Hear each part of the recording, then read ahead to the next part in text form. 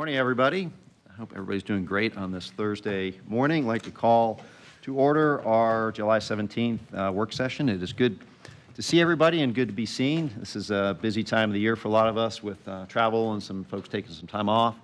I just got back from a trip last night myself. I know Commissioner Peters is on vacation. Commissioner Scheer is celebrating his birthday in the Keys, so they will not be joining us today.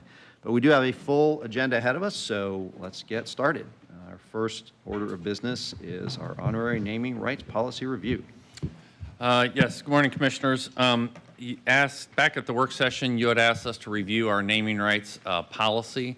It hasn't been updated in some time, and it's new for some of our commissioners. So I asked Blaine to go back and review that with staff and go through some ideas and options on how some of, both in terms of policy and in practice, with how we've used that policy over the last several years.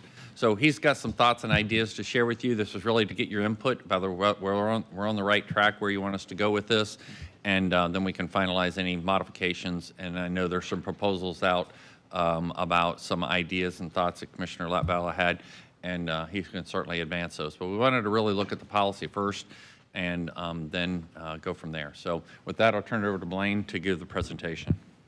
Morning, Blaine. Good morning. Good morning, everybody. Thanks, Barry.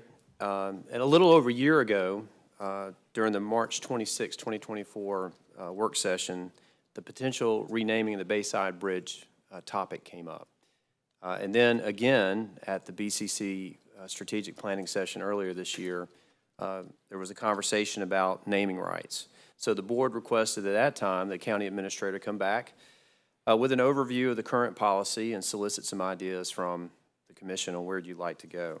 So today, staff has done an analysis. We're going to provide an overview of the honorary naming rights policy. We're going to give you a history of that policy and then a comparison to policies with other counties. So the current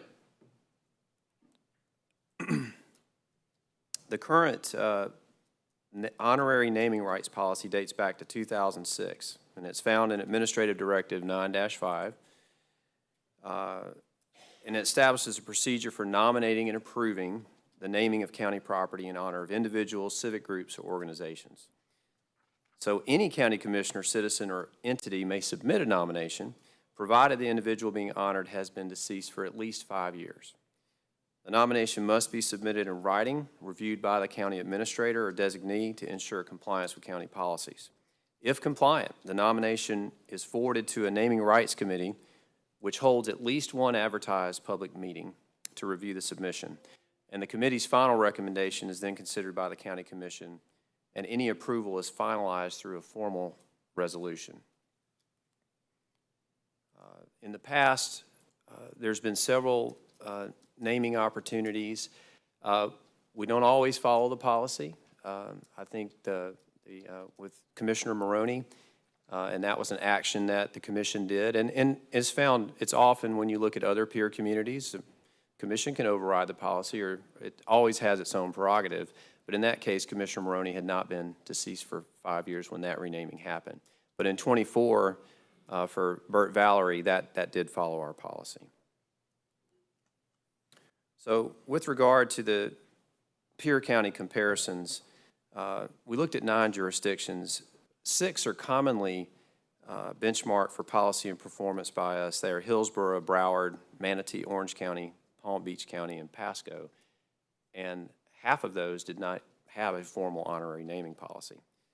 So due to the lack of that, we went ahead and added a couple of additional counties, both who participated in the National Community Survey.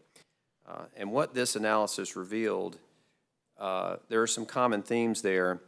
Most counties consider historical significance, geographic relevance, and contributions to the community. There is a common exclusion in these policies for currently serving elected officials, ensuring that those, or hoping to ensure that those names aren't too politically motivated. There are typically approval processes that are multi-layered, from administrative reviews to approvals by the board. Some counties, such as Broward, with regard to public input, require that from relevant municipalities or community groups. while others require published notices inviting public comment like ours.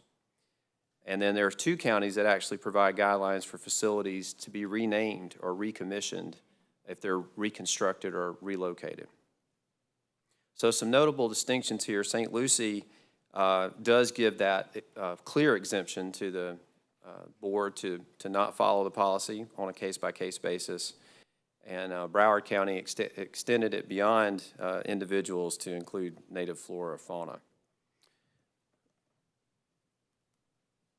So with regard to that, we have a fairly intact policy. There's always room for improvement.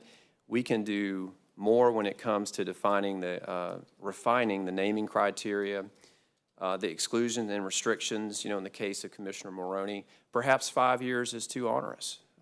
Maybe you want to get that down to 2. I think staff would recommend at least a year because you want things to settle out before you move forward with that in the wake of somebody's passing. The nomination and committee review process, that's bureaucracy at work, but you want to make sure that folks are alerted to the opportunity or are given the opportunity to weigh in. But you may want to bypass that. You may want to have the commission have a subcommittee and go straight to go with what they would like to see.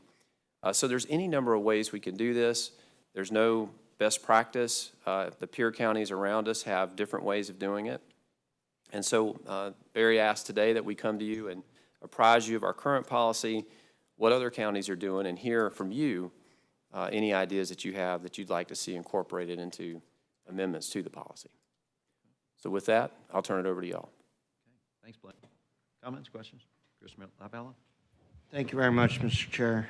Thank you to Barry and Blaine and others for reviewing this. And I do think that it's important to have the geographic significance and to have, first and foremost, I think is important that the person or persons be deceased, when you're naming something after them.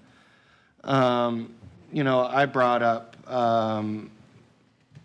several months ago renaming the Bayside Bridge after Bob Dillinger and Bernie McCabe. And really, one of the main reasons is because that's the bridge that leads up to the courthouse that they both served for decades together. And they were friends until they walked into the courtroom, and then they were adversaries. And they fought valiantly for both sides of justice, whether it was the state or whether it was prosecution or the defense. But as soon as they walked out of the courtroom, they had a common interest, and that was for Pinellas County's kids.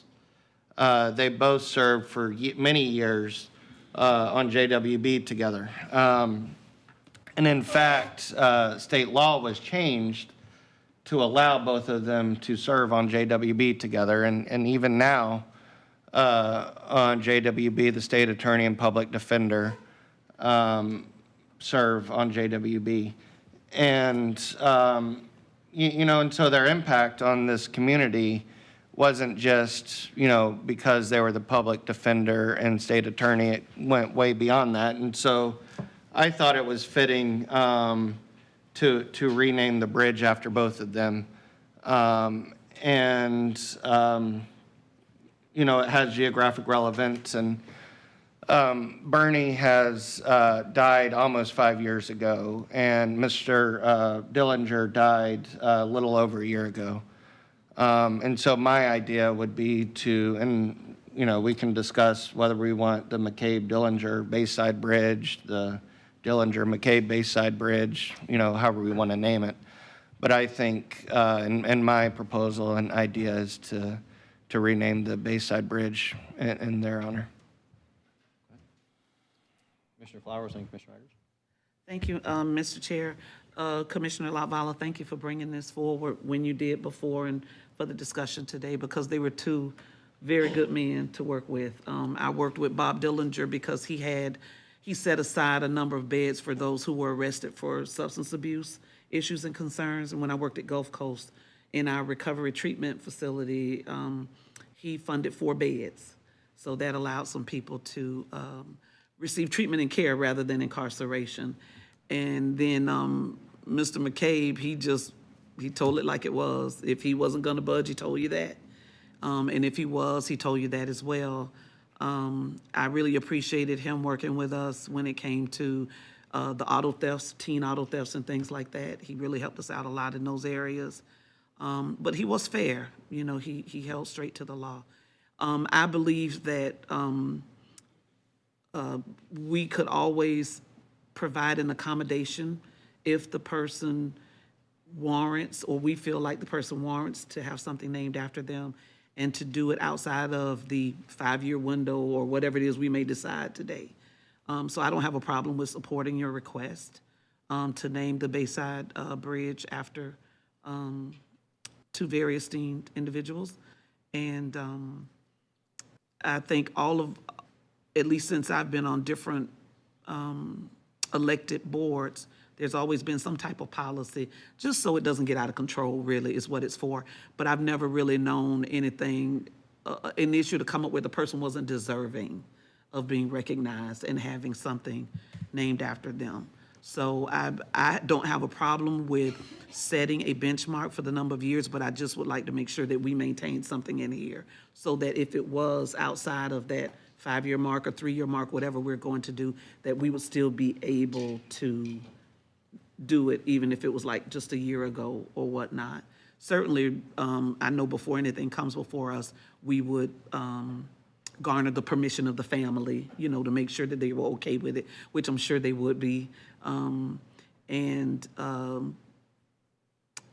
Making sure that, you know, it came before this body.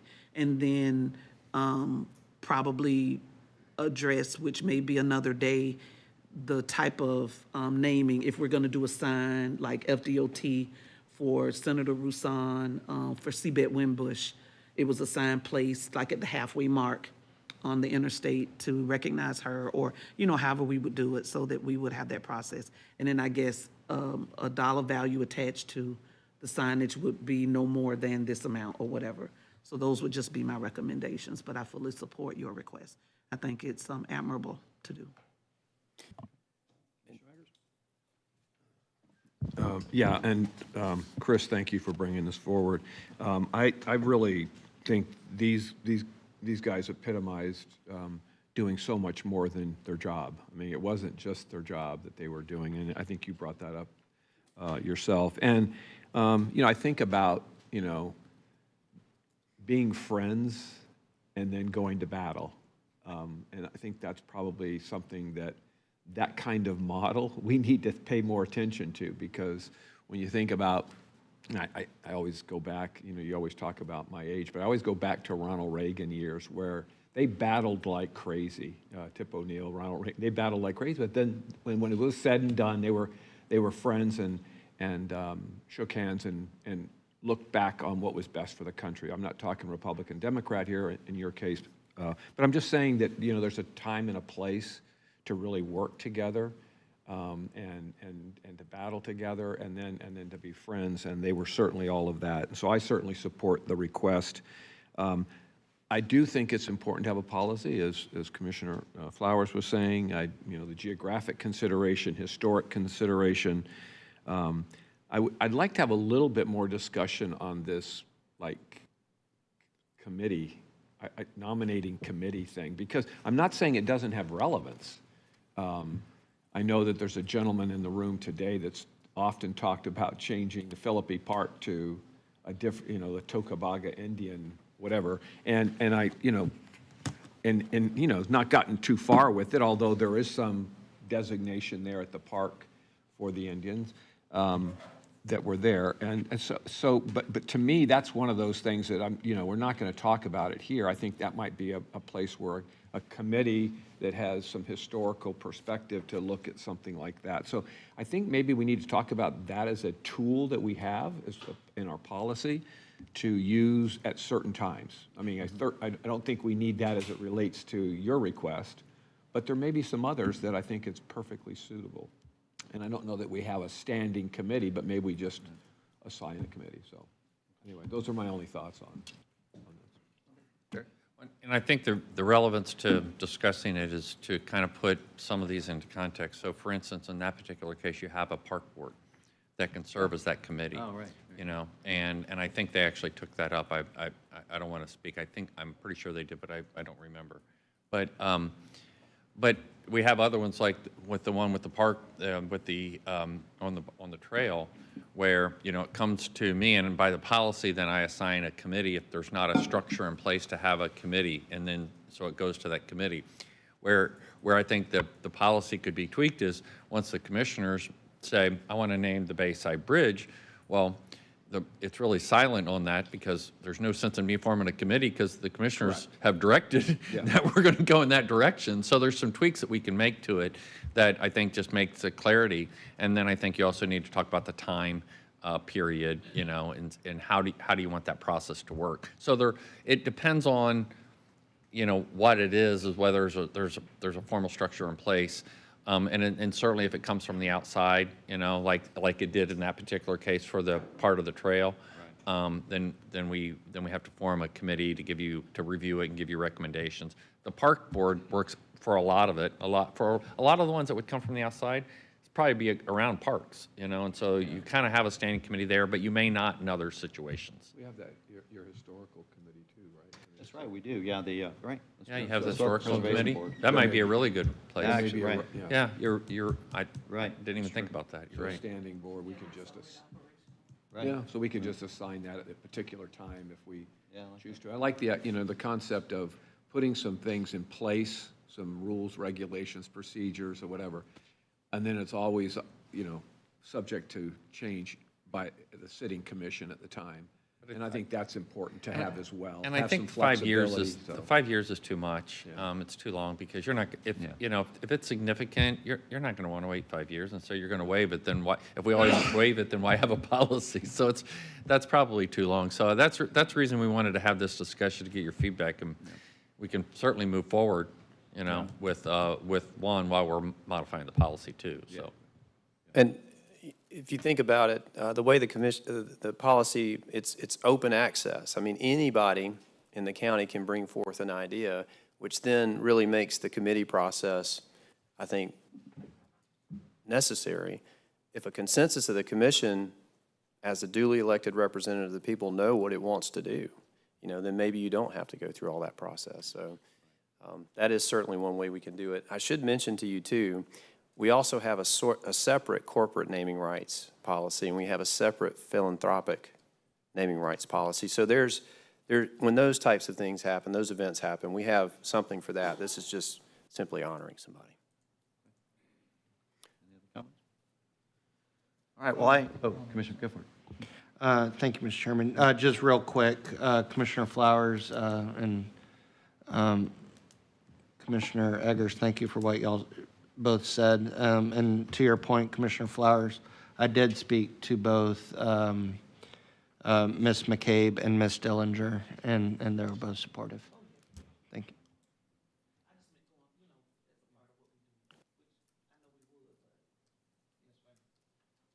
So you'd like to have some changes to that policy? Oh, I'm sorry. Go ahead, Mary. Yeah, I was just going to say that, first of all, I support the renaming of the Bayside Bridge. I think that's a great idea. And I also really like the idea of either historic preservation or parks serving as the standing committee for that. I think that's a really good idea as well. And also just wanted to point out, I know Mr. Claudios is here today, and he's suggested several times about renaming Philippi Park after the Tocobaga Indians. And I don't know if that's necessarily a good idea or not. Maybe it is, maybe it isn't. But he brought up some interesting points in his email that we've got streets named all over the county for various Native American tribes, but not one for the Native American tribe that was living here. So something that we probably do need to consider is whether it's a street or whether it's a park or something. That's something that I do think we need to take up for some consideration at some point in the future. So, but I think we do want to see some suggested revisions to the policy, so if you guys could work on that and bring some things back to us. If after this meeting you have any other thoughts or ideas regarding the policy, please feel free to share those, and we'll bring back a policy, and based upon the discussion today, we'll move forward with how we would go about doing the renaming of the Bayside Bridge. And we'll bring back a proposal to you on how we would do that and for your consideration. Sounds good. And I do think 5 years is definitely too much to be. I think it probably should be a year. Yeah, A year? Makes more sense to me, I think. Yeah. Yeah, that's the type of stuff we want. I think that's right. So just to follow up with your last comment about Philippi Park and that whole thing, do we want, there's the idea of a formal request, and I know there's been several emails talking about it, and I know there is some reference to, at the front gate, to the Tocobaga Indians there as well. But do we want to have that process go through and then kind of let those, maybe even both committees take a look at it and just give some thought to it? I don't know. I'm not overwhelmed with the idea of making the change or adding, but do we? So I just want to. I don't want to just leave that kind of in limbo. Hanging out. Do we want? Is there an official application process to this that we need to go through and then have the committees take another look at it? And then We can do that. I mean, I received the same, email, obviously, and I can consider that a public request, and we can forward that to the park board for consideration. I believe they took that up before, but I'll reconfirm with Paul Kazi. Okay. Well, I just think it's- But, again, it's a request, and under your policy, the county administrator assigns it, so I can assign it out to be reviewed. it might not be a bad idea to have Yeah, your Historic committee, Preservation. the historic preservation, also take a look at. I mean, because you have two different perspectives. Yeah. Anyway. Yeah, I think that's a good idea. I think both boards should just take a look at it and at least have a discussion about it. Okay, we can do that. All right? And I think there was some deference to the Tocobaga Indians by the Parks Board. I think It was. Philippi Park, home of the Tocobaga Indians at one point, so. There's a couple of issues there that, that on the argument, it's not just one issue, okay? And the implications of that are significant. And so I'd also like to discuss it with you. So. I think those are the things done today versus things that were done 400 or 500 years ago. Yeah. There's a different place and time. Yeah. So I think it's all relevant for that discussion by our board, by our committees. Correct. So, and then we can have that further Okay. discussion, so. So we'll sign that out, and we'll make some revisions, and we'll bring that back to you for consideration. Sounds good. And we'll prepare a proposal on how we would go about the renaming. Okay? All right. Great. All right, Thank thanks, you. thanks, Blaine, appreciate it. All right, next we'll move on to Joe's Creek Industrial Park Master Plan. We got a whole crew coming up. Whole crew. Good morning, crew.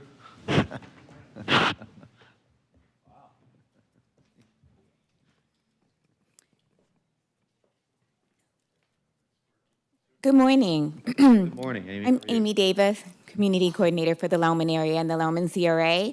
And we want to present to you this morning the proposal for our master plan that we've been working on for nearly a year. The Joe's Creek Industrial Park Plan was born out of the fact that this is a targeted employment area, the industrial park there. And as a result of having the TEAL study, the Target Employment and Industrial Land Study, completed, that changed the countywide rules to allow for land use changes to be considered in these industrial park areas. And so taking advantage of that to take a look if there's any land use changes that should be made to ensure the viability and making sure that the area continues to thrive as an industrial park targeted employment area, looking at the land use to see if we need to make any changes. If we have any proposed changes, that goes through Board Pinellas, and in order for the changes to take place, the rules call for a submittal of a master plan. Hence, this was born as a project. We did hire Kimley Horn, an engineering and planning firm, and they subcontracted with SB Freeman to do the real estate analysis associated with this plan. The plan also included looking at infrastructure, the infrastructure impacts potentially by the land use, proposed changes, as well as looking at current conditions of the infrastructure. So we had a cross-departmental group of departments that worked on this, as well as representatives from Ford Pinellas. So we had Public Works involved, obviously community development, as well as economic development. I'd like to especially thank Scott Swearingen from the Planning Department, as he was our internal project manager throughout this project. We did present this proposed master plan to our CRA advisory committee 3 times. At the last presentation to them, we asked for a vote, and they did vote in support of recommending this plan. We do want to bring this forward to you all August 19th for consideration of adoption, and after, if it gets adopted, then it will be submitted to Ford Pinellas. So at this time, I'd like to introduce from Kimley Horn, Jared Schneider, who is the project manager of this project, as well as Nick Fortortis, who was in charge of the infrastructure component of the plan. And then we'll be available for questions afterward. Morning. Thank you, Amy. Good morning. Nice to see y'all. Jared Schneider again with Kimley Horn. Chris Neferatos has led our infrastructure piece on this study. So really great introduction from Amy. Wanted to talk to you about the highlights and the summary of the master plan today. So the way we've organized this, wanted to give you a little bit of the highlights that Amy just referenced from the CAC and the stakeholders, what we heard. Really that was important to our recommendations and our vision. And then the real estate market piece that Amy referenced from SB Freedman, as well as the infrastructure piece. So this diagram is really just showing you all of those fed into the master plan recommendations. And then wanted to finish off talking about next steps and where do we go from here. So Amy highlighted this pretty well. The Target Employment Industrial Land Study is something that came out countywide. What we're showing to you here is a diagram of where the Joe's Creek Industrial Park is located, highlighted in that kind of purple box in Lowman area, just along 34th Street west of 275. A number of cities are also, and municipalities are looking at it's really all about the competing interest of industrial land. So we've got Pinellas Park, Largo is also looking at their target employment areas. Last year, St. Pete went through an effort in the Warehouse Arts District. And I just bring that up because really the power of this, the planning effort is they're all different. And so the purpose is to understand what does Joe's Creek, what does Lowman need, what are the uses, what do this existing businesses need? What's the future look like in this area? So just wanted to make that clear in the beginning here. And that kind of rolls into our main elements. We've hit on this already. With any change, we need to be evaluating the public infrastructure for that future state. What does that look like, particularly for stormwater? Transportation was highlighted. What kind of economic strategies do we need to look at to support economic development in this area with our existing businesses? But then what we heard, and I'll highlight this more, we also heard the idea of wanting to attract new investment in this area. And Amy highlighted this, so then there's the land use strategies and changes that go along with that. What does that look like? As well as the funding mechanisms to improve the infrastructure. So those are the kind of the key elements in the plan itself, and there's strategies that we highlighted for each of those. This is a condensing really about 10, 11 months of engagement into one slide. There's a lot more in our backup that goes with this. As Amy mentioned, 3 CAC meetings were held throughout, or meetings with the CRA throughout the process, several agency meetings. We did have engagement in the, and I was really, I have to say kudos to county staff. There was engagement throughout in the Joe's Creek area itself, going door to door, talking to businesses about what their vision is, what they'd like to see, what do they need. There was also an online survey that was conducted as well to gauge what we were hearing. No surprise, flooding concerns came up. Transportation was with freight movement in the area. There was varying levels of ideas of what this area could look like, from anywhere from don't touch it at all to fully, could this be a mixed-use downtown type center in this area? We definitely heard the need for supporting uses such as workforce housing, retail, restaurant came up, as well as the idea of needing flexibility when developing on sites. So, all right, so to dial in a little bit further, this is the Joe's Creek Industrial Park area that we looked at, 169 parcels over 160-ish acres. A number of older buildings. The average age of the buildings in this area, 55 years old. So definitely in need of investment. This is key. There's 129 plus businesses and 1,400 employees within the area. All right, so now I'm going to transition into what's led a lot of our recommendations is the market study. And this is a quick slide that talks about, I'm going to go through 2 slides here that gauges the potential by sector as we see it in the short term. And looking at the industrial market, it's very strong right now. There's a need for this smaller niche kind of area with the ability to produce business in this kind of smaller footprint. So definitely strong for industrial. Commissioner, if you could go back to that previous slide real quick.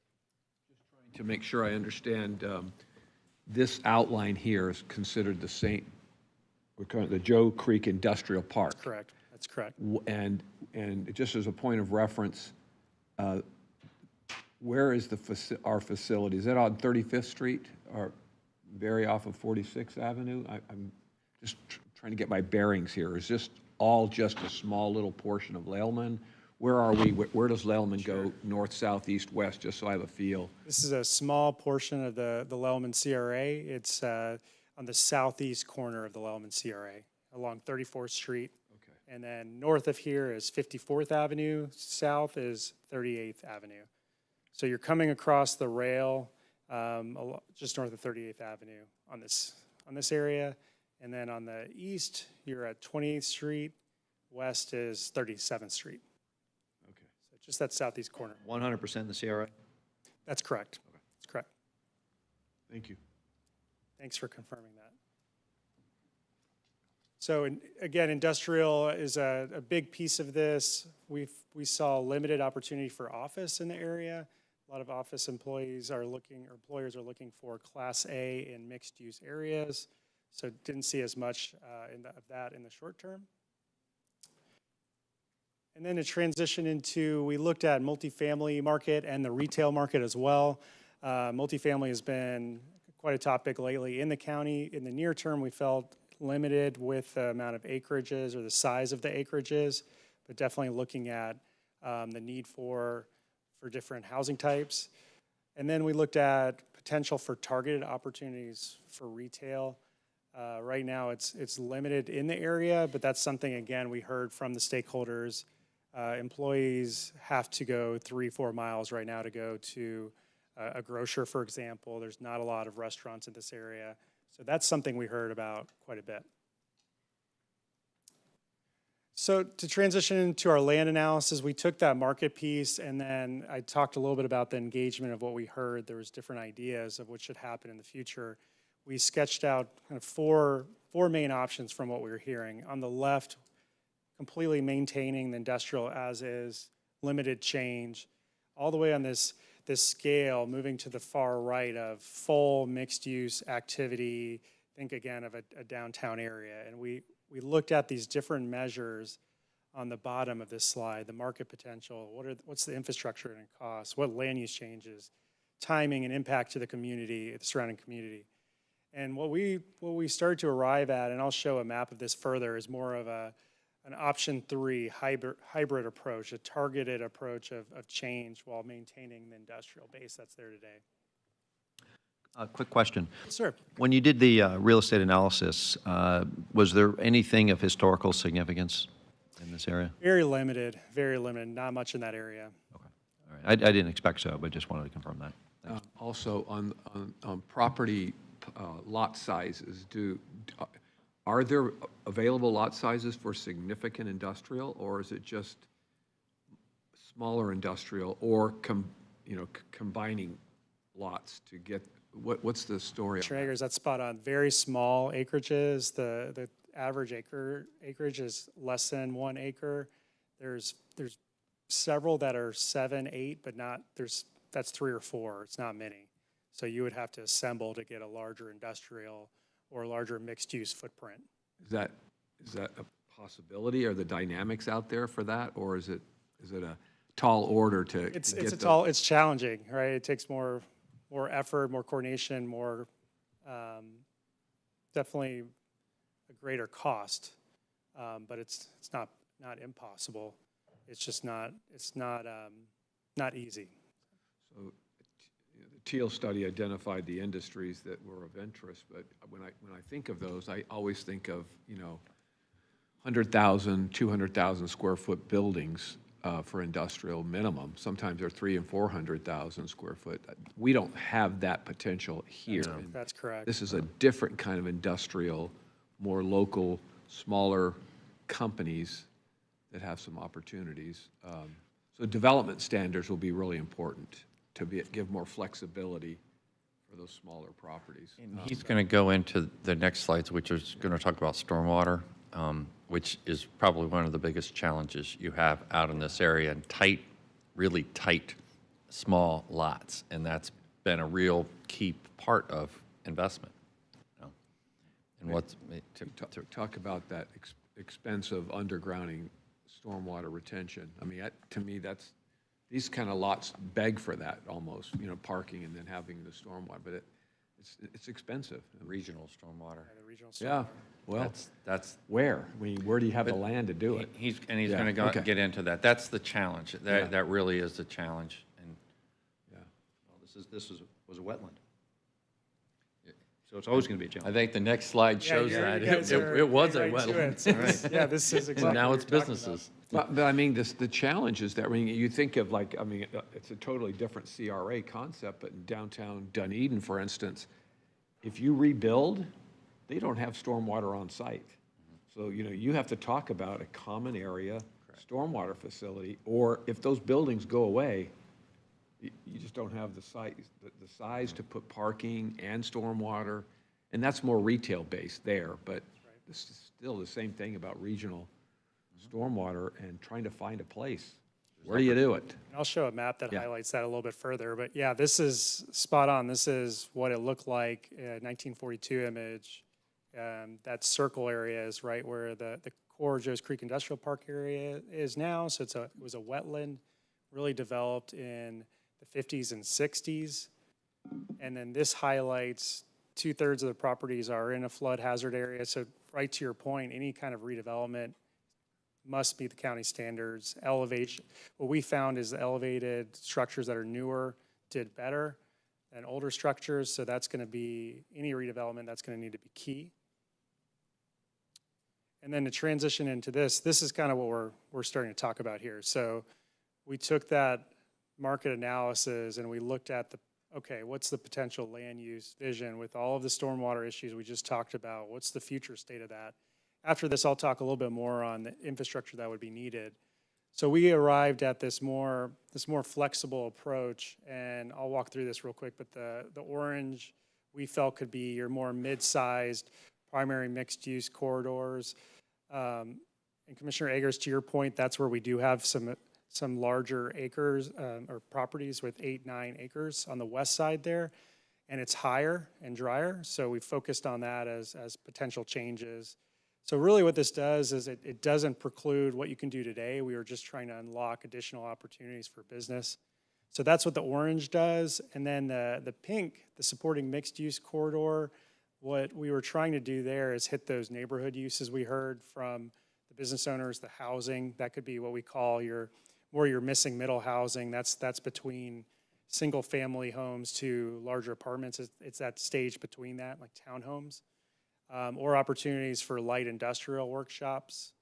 So that's kind of on the edge of the district. And then that purple, this is really what you're talking about, is the smaller businesses. We felt there's some changes that could be made. Business opportunities could be increased, the uses could be increased, but really we're not looking to expand mixed use as much. It's really looking at expanding employment uses for the success of those businesses today and for the future. And then the green is more of the potential stormwater management areas. And we'll get into this a little bit more in the next slide. But before I do that, I'll talk about, we did look at potable water and wastewater as well, if we are to look at future increases in this area. The potable water, wastewater plant capacities are definitely greater than the potential demand in this area. And I'll have to say the potable water is served by City of St. Pete. Wastewater is by Pinellas County.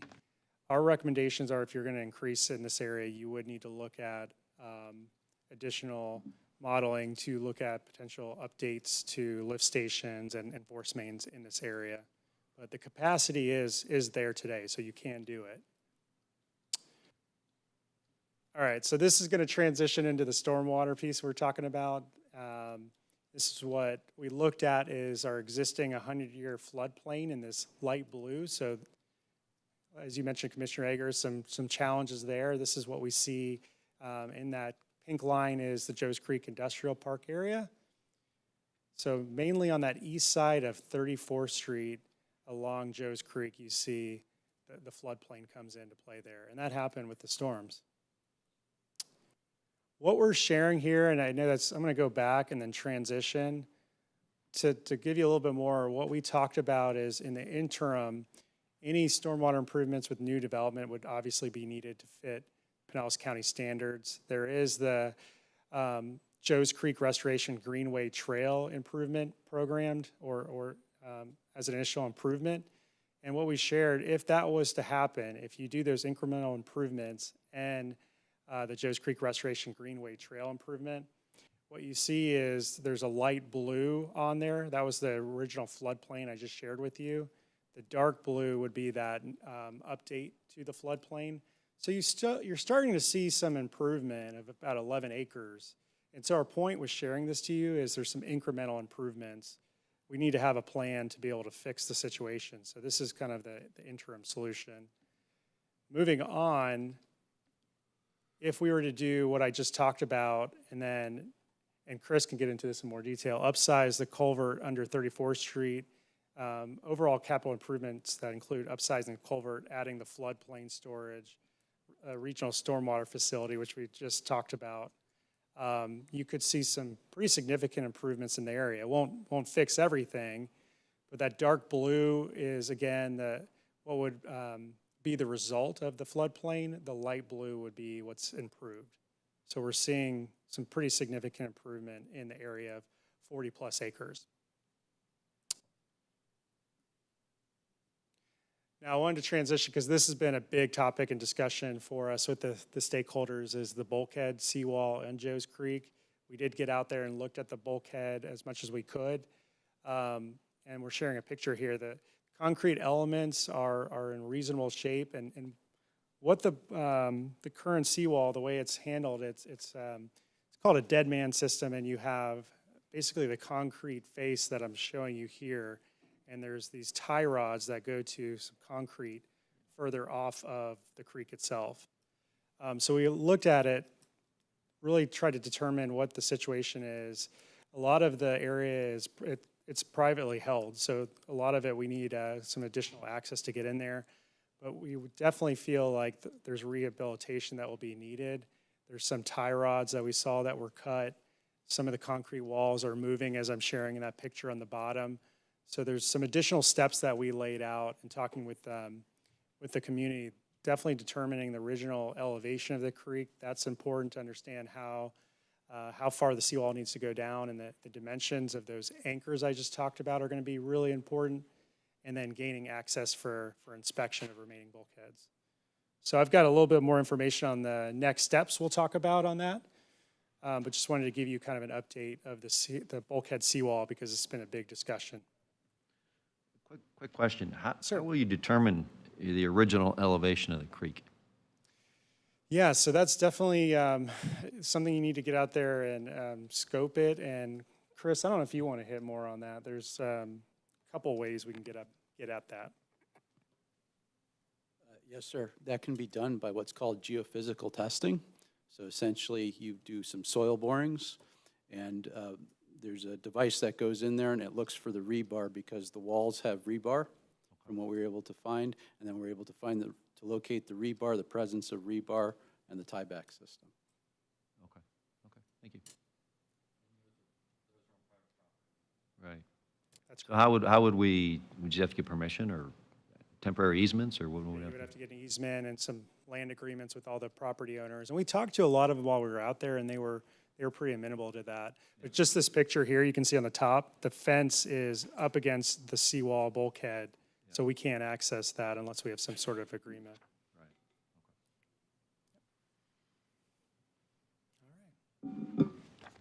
Okay, so I'm gonna wrap us up here. We talked about the market piece, the vision, the infrastructure. So really trying to, based on the vision plan or map that we shared, the steps to get there. What we envisioned was, as Amy mentioned, coming to you for adoption in August next month.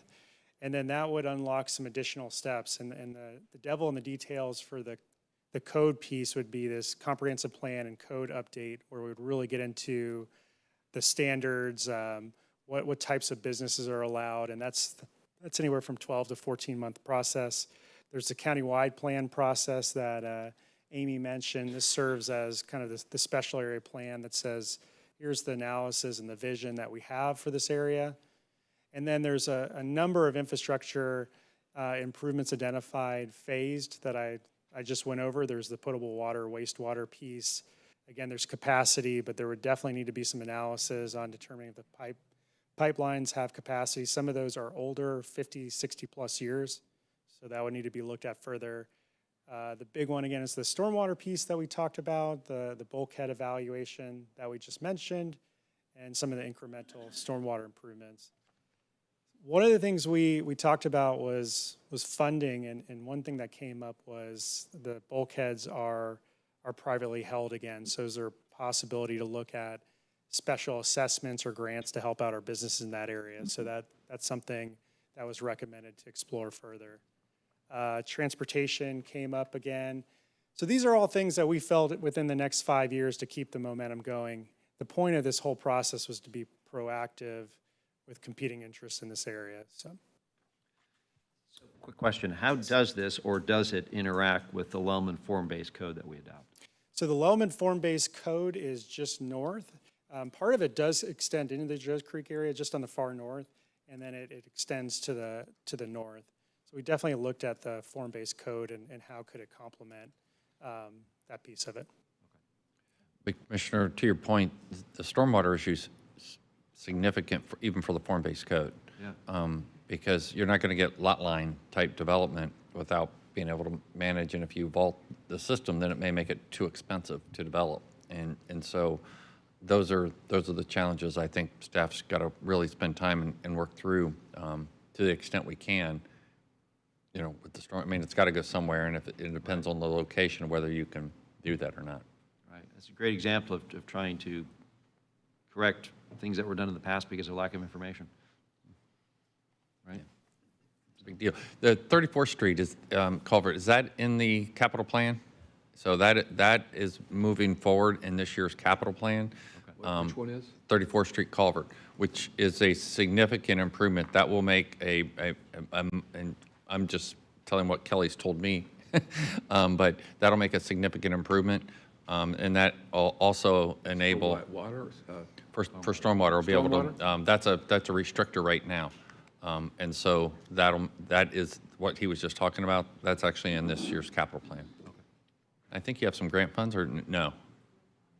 You have, yes? Okay. Yeah. Oh, so the next presentation. Yeah, that's, I knew there was some other funding for it, so. Continue. Thanks. Good questions. Yeah, I got some. Good. Oh, yeah, Commissioner Eggers, go for it. So the idea of, I'm just trying to, you know, it's like we build it and they will come. If we build the infrastructure, is the return going to be there? So are we going to be creating standards that encourage certain lot sizes so that owners that have these properties can think about, maybe, I'm just guessing, we just have a bunch of individual owners through there.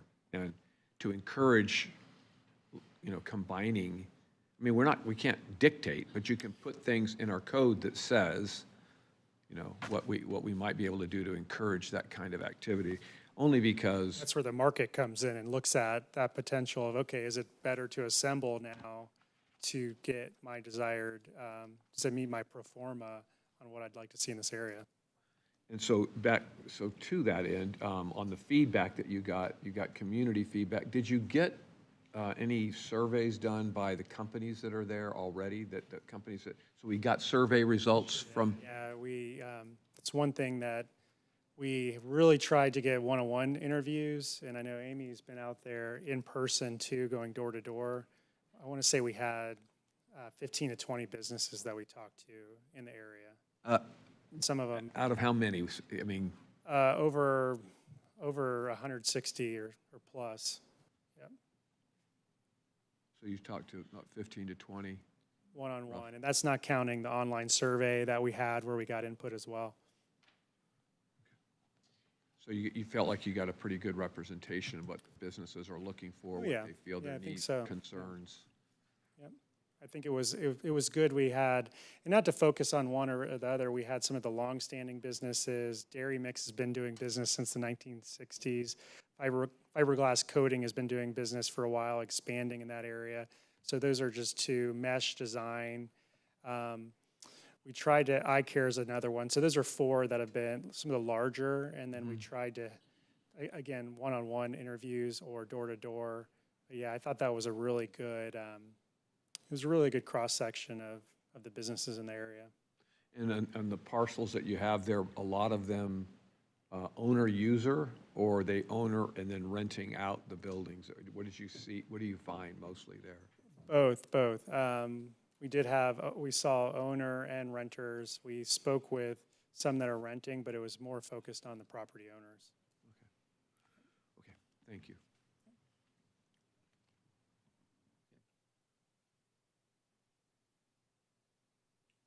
Who owns where we're talking about the regional stormwater, who owns that?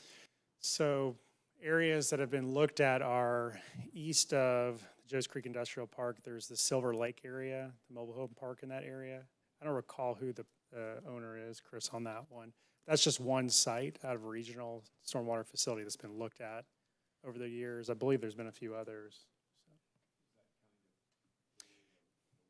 That's, Excuse me. Flows eastward? it's just east, yeah, the upstream is on the right. Here, let me bring it back. On this picture, Silver Lake is just off of that pink area to the right, and then that's at the upstream, it flows to your left. It flows to the west? Correct. Yep, So stormwater out that way. that's right. Do we have sites identified that Something that's been talked about for quite some time. Chris, you want to talk a little bit more about that? again, the reality, we have to have that solved, even if we don't do anything with it. Yeah, we've identified in the past several sites, several of which are kind of west of 34th Street. One of those was a nursery park that's there. There was also, at one point, we were looking at a facility just to the west of 34th Street, which was that building storage facility. And the prices that I heard from county staff was that they came back really high on sale price. Yes, sir. The purchase price? Yeah. Especially if we talk about it too much. Yeah, I don't really, I would just generally But those, looking at locations, not specific sites, but yeah, to me, those are important. If we're going to talk about this stuff, we got to, those sites at the time were just kind of looking at things traditionally and not, we've also taken a closer look at alum facilities, Okay. which would require a smaller footprint. So we also have identified a couple sites to the west of there as well, 34th Street. Those are kind of more at a parcel level, 2¼ acre, 2½ acres type deal. Thank you. That's a lot of what the plan tried to identify those next steps. This would definitely be coming back to you or before y'all as, again, the devil's in the details of what the code would look like.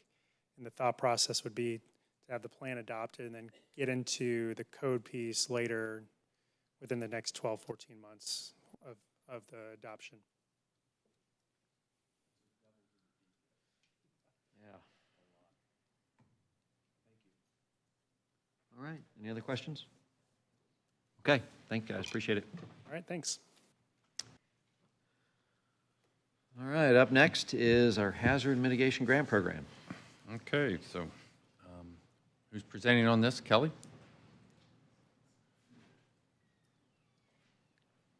And Smita? Smita presented to the city managers group last Friday also. So we have a good discussion. Good morning. Good morning. Good morning, everyone.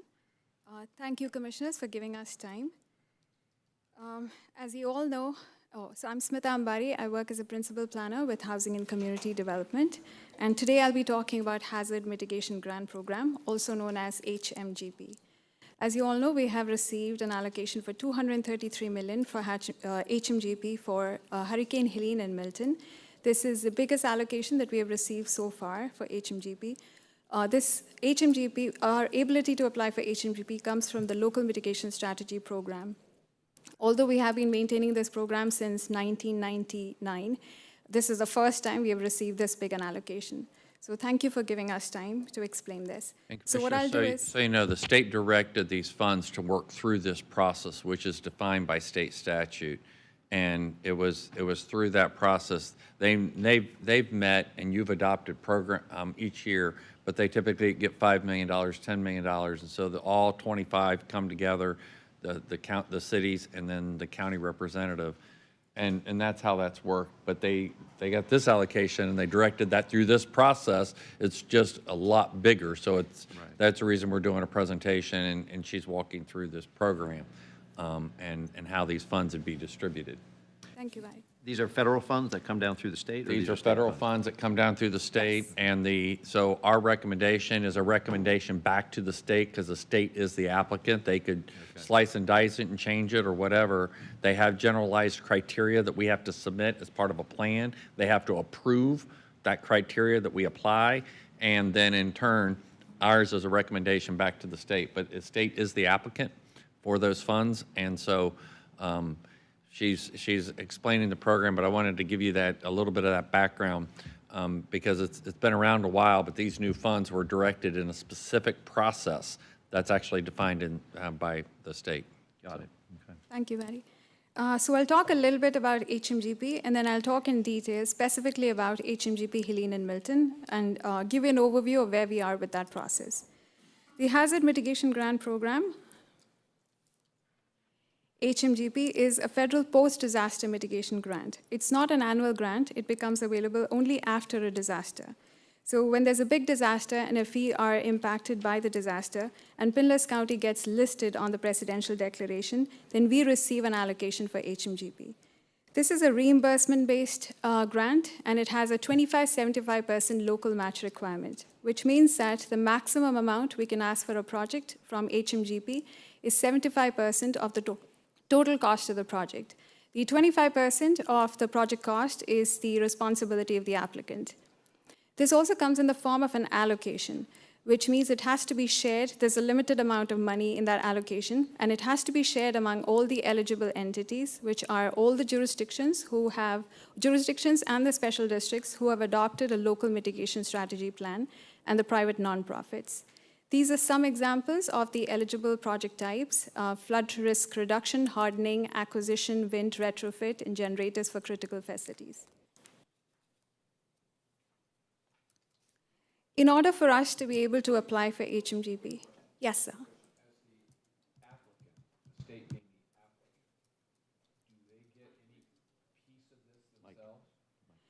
So the way the Hazard Mitigation Grant Program works is that the state gets an allocation of their own.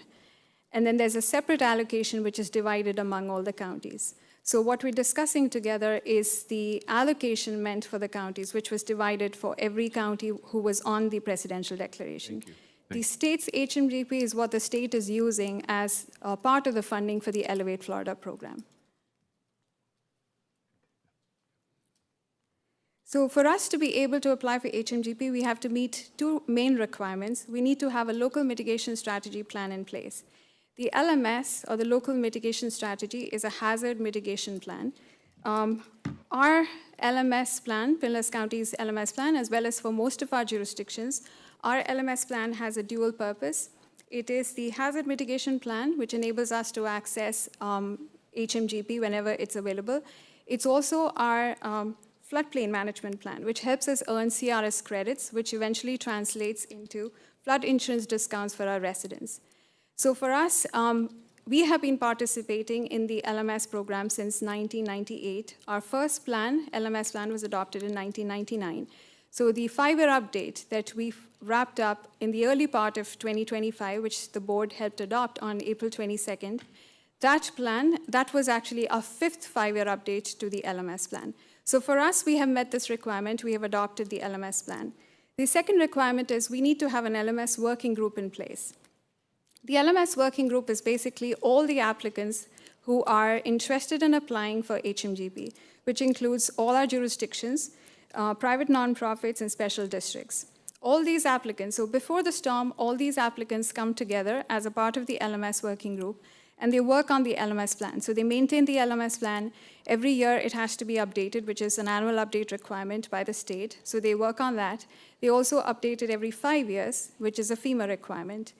So participation in the LMS working group and the annual and the 5-year maintenance of the LMS plan is a requirement for each of the applicants to remain eligible to apply for HMGP whenever it becomes available. So that's basically the work of all the applicants who are a part of the LMS working group to maintain their eligibility for HMGP prior to the storm.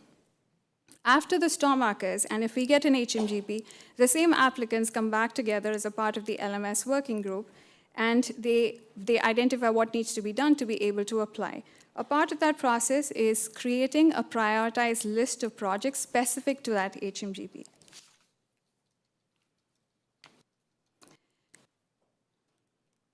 This is the overall process for HMGP. The state kicks off the HMGP process by releasing the notice of funding availability. This lists all the allocations for each county who was on the presidential declaration. Once that is released, all the eligible applicants in the county, they start gathering projects. So they identify the projects, they check if they have the 25% match, and they fill out an intent to apply form with the project description, and they submit that along with a scoring sheet to the LMS working group. So then they come together again as a part of the LMS working group, and they review all the projects that have been received for that HMGP, so that every applicant in that group knows who all are applying for which project out of that allocation. They prepare a prioritized list of projects, which then each of the applicants attaches to their application and submits their application to the state. So although all the applicants are supposed to come together to create that prioritized list, each of the applicant is individually responsible to submit their application to the state. They're responsible for the 25% match. They're also responsible for managing the project once the project is approved by FEMA. So once they submit all these projects to the state, the application period continues. So the way it works, it's almost like a relay race, and the state is the extension of our team.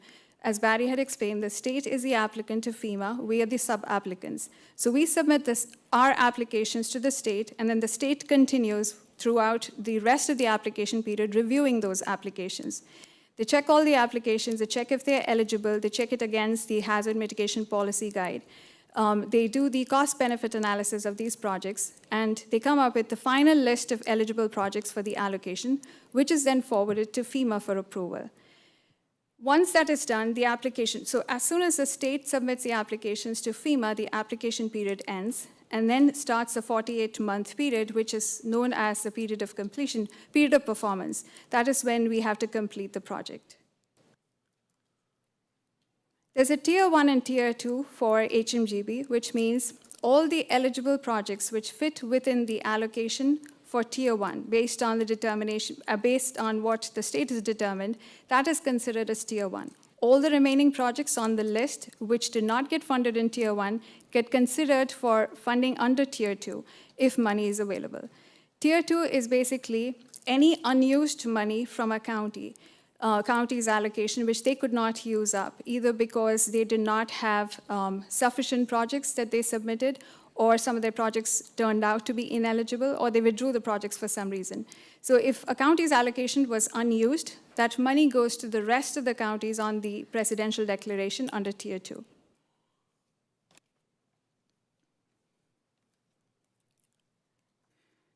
This is where we are with HMGP allocations for Helene and Milton. So this is a county-wide effort, so all the applicants are involved in this. We have received, for Helene and Milton, we have received a combined allocation of $233 million, which includes $146 million for Helene and $87 million for Milton. This allocation, as I explained before, has to be shared among all the eligible entities. For Helene and Milton, we have 14 jurisdictions who are planning to apply, and we have 2 private nonprofits. The application deadline for both Helene and Milton is July 25th. I have a quick question. Yes. It really goes to the 25% match. So instead of getting the 233 million, or say just the Helene piece, 146 million, and taking 25% off the top, so that every community in the county has an actual opportunity to submit a bid.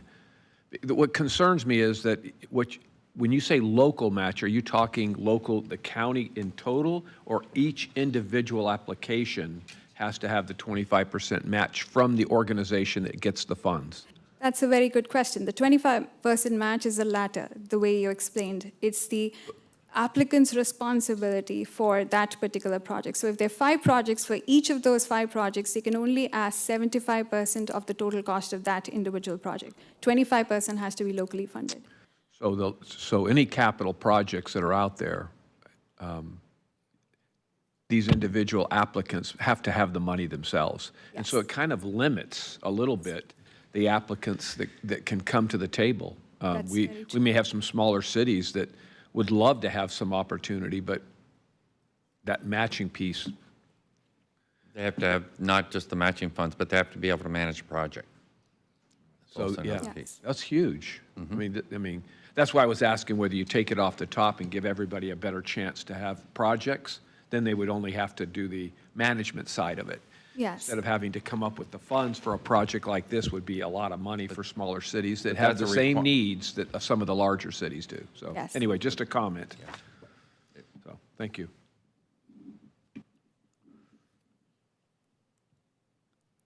So this is where we are with HMGP Helene. We have, for the total allocation of $146 million, we have received a total of 45 projects. So those numbers have changed a little bit because the applicants continue to work on the online applications. The applications are due next week.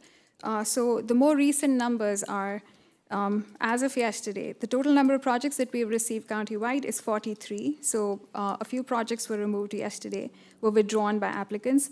The total requested amount for HMGP Helene is $202 million. The total match required is $67 million. Out of these 45 projects, 5 projects are from Pinellas County, 2 from Public Works, and 3 from Utilities. The total amount that we are requesting out of $146 million is $41 million. And our responsibility for the combined total responsibility for all those 5 projects, which are under which we're planning to apply for Helene, is $13.9 million. Excuse me. Yes. Sorry. On the total local match of $71 million, that's on the total requested, the 206, or on the allocation of 146? I mean, that seems like a high number. So from the 146, so it's a little confusing because that total requested seems to be higher than the amount of allocation that we have. And that's because we oversubmit projects. Right. So ideally, if the 146 million is a 6-month estimate, that could also change by the 12-month lock-in period. So at this stage, at the 6-month estimate, the amount that we know we have as our allocation is 146 million. So 146 million is the total amount that we can ask for all the projects. But we are asking for 206 million, which is above the 146 million. That's because we don't have a guarantee that, that's basically our ask. So that's one thing, is that's our need. The other thing is we always are encouraged to oversubmit because we don't know as it goes through the review process with the state, some of those projects fall off the list. So the number that we're asking for is above the 146. The total local match requirement is just a calculation of the 25% of all the projects. And the 206 is the total federal share requested of all the projects for Helene. So the allocation of 146 million, we have to have 25% in addition to that 146, so you have larger projects? Yes. You have larger projects than what might be defined in the allocation because you have the 25% more. Yes. Okay. Exactly. So it's beyond the 146. Okay. Yes. So for HMGP Milton, our total allocation is 87 million. For this, we have received, the updated numbers are, the total number of projects we have received countywide is 25. The total requested amount is 199 million. Out of these 25 projects, 6 projects are from Pinellas County, 2 from Public Works and 4 from Utilities. The total requested amount from the 87 million from Pinellas County is 39.9 million, and our local match, our responsibility is 13.3 million. This is a map to illustrate where these projects are located countywide. So combined together, our total ask for these 68 projects, it's coming to approximately 400 million. So that gives you an idea where we are intending to invest that 400 million in mitigation countywide.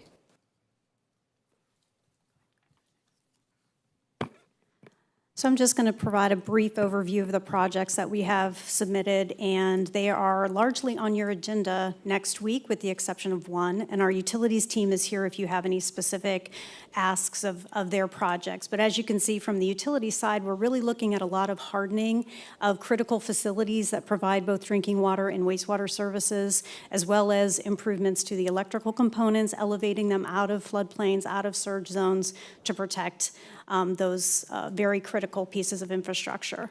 On the public works side, 3 of our projects are really focused on what I'd call more broad flood mitigation. When I say broad, for example, Cross Bayou, we're looking at if that project is in our current capital plan. That project moving forward has benefits to the unincorporated area, to Pinellas Park, to the city of Largo, so it has much broader flood mitigation benefits to a bigger area, and as do the other 2 flood mitigation projects. And then the last public works project, the board has already approved that application, and that's for elevation of our signal cabinets out of the floodplain, out of the surge zone on the barrier island. I have a quick question. So this big Excel spreadsheet of list of projects of totaling about 414 million, are we paring that down to fit the 233 million that's available, or are we submitting all of it and then letting the state pick? We'll be submitting the whole of it. So the state also encourages us to oversubmit above the allocation every time we get an HMGP.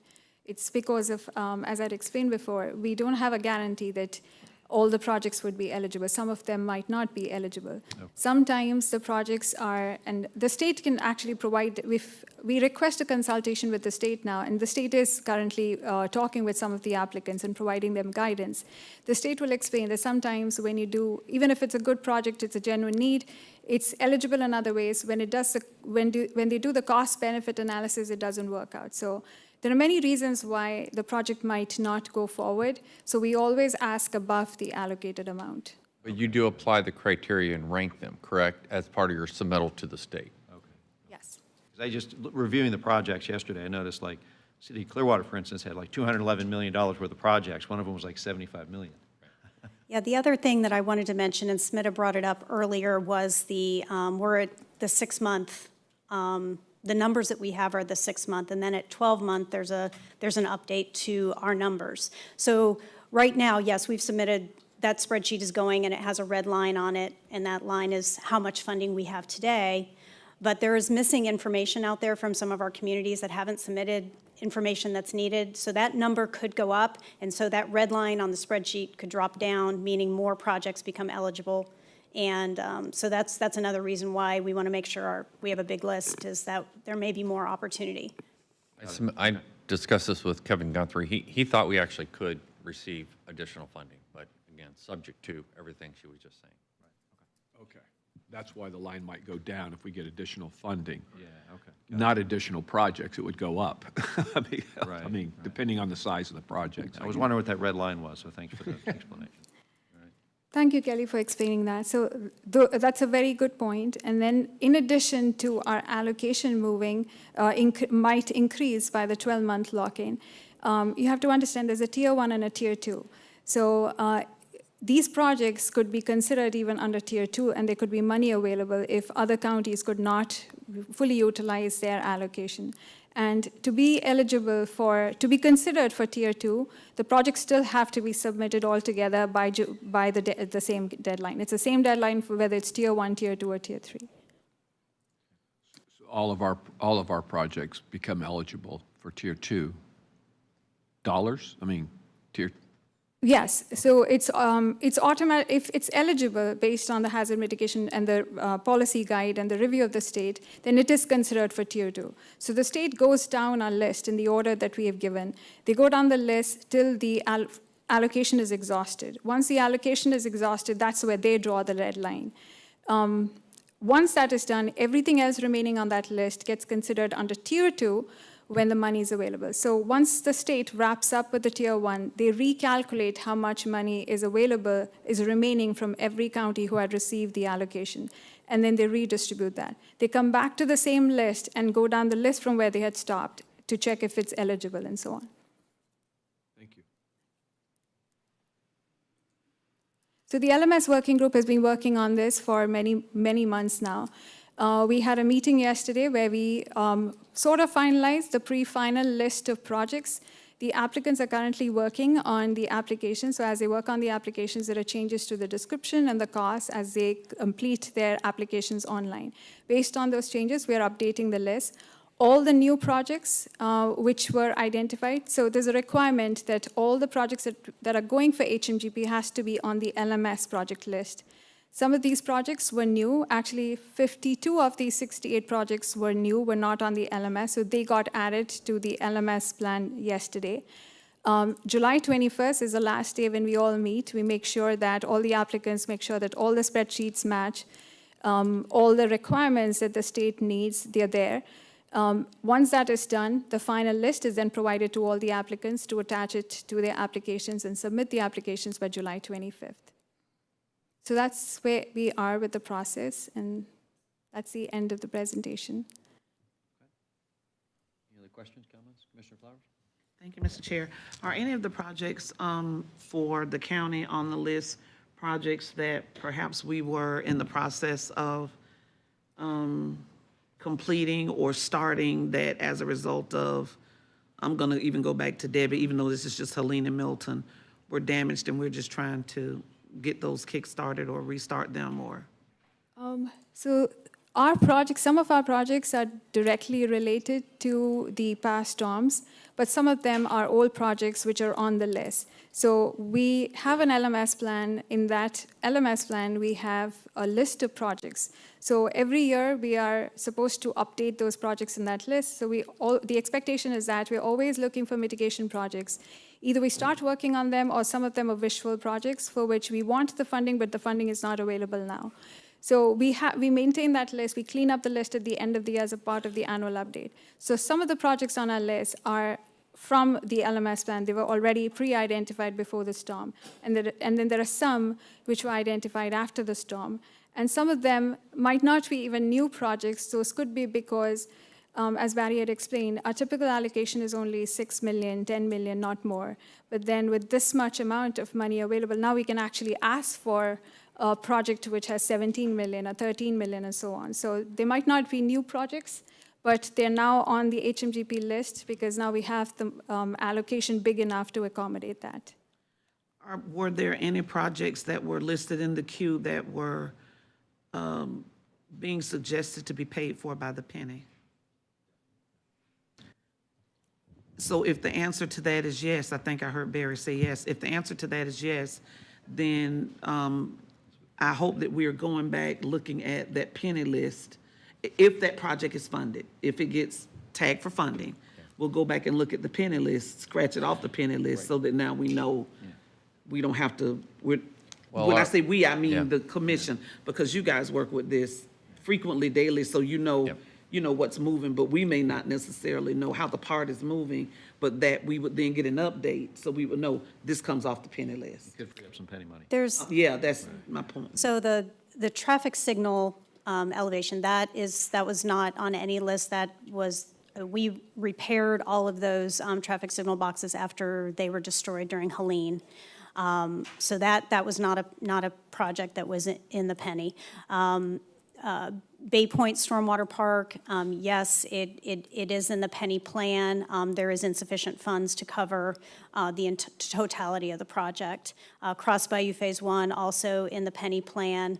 The penny would be utilized to cover the 25% match. And the other one is the 34th Street box culvert. That is brand new in the penny, in the capital plan for starting fiscal year '26. So that is in your proposed penny plan. And we would be utilizing a CRA. The CRA Advisory Committee had recommended funding a portion of that, a couple $1 million. And then we submitted for HMGP funding, and then the penny would be the 25% match. But it may not be the full amount, only 25%, which still should give us a few dollars. A little change in our pocketbook. Anywhere where it offsets, I think we've worked with Drew to know where, anywhere we might be getting grant funding that can offset penny. Most of And these bigger, and that's what I'm just saying, just Yeah. if I would like to know, so then I will know we got this over here and we can provide that, but remember, a lot of those projects, they were really dependent upon getting additional grants. So we have many projects out there where you have a penny match, but you're waiting to be able to have a grant source to where you can actually move that project forward. So some of them, this in essence frees up the project to be able to be completed.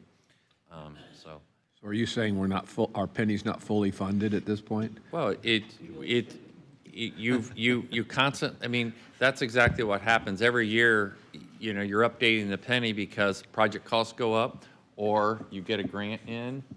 So it's a constantly I evolving like Commissioner piece. Flowers' perspective that it's already all in there, and now we're getting some. On one of the projects. I got you. Well, I wanted to thank SMETA for this, because I'm sure when you were assigned this project a year ago with fewer funds, it was a much easier task. But with all of this and all that's gone on, thank you for the work, because I know it's been, it's hard to pull everybody together on such large requests. So thank you for that. And SMETA not just did that for us, but she really did that for the region. Yeah. The municipalities rely upon her. And so, I mean, the city managers were very grateful for her efforts last Friday. So the municipalities share your thoughts on that. Yeah, thank you. Thank you, Commissioner, but it was all hands on deck. So there were many people here in this room that I need to thank. There are many new people who came into my life because of this, and I appreciate everything that I got to learn through this process. And this process has improved in just these few months too, so Yeah. I appreciate all that. So But there is always a coordinator general, so thank you. thank you. Oh, and I can tell you for a fact, as somebody who sits in on these meetings, she knows what she's doing. She's got everyone marching in step. Perfect. Thank you. All right, any other questions? All right, thank you very much, appreciate it. All right, next, is the sheriff here? Sheriff's not here yet, so we could go on to agenda review if you want. I will stay before that. You have obviously your budget at your desk. We'll get that to the two commissioners that weren't able to attend this meeting.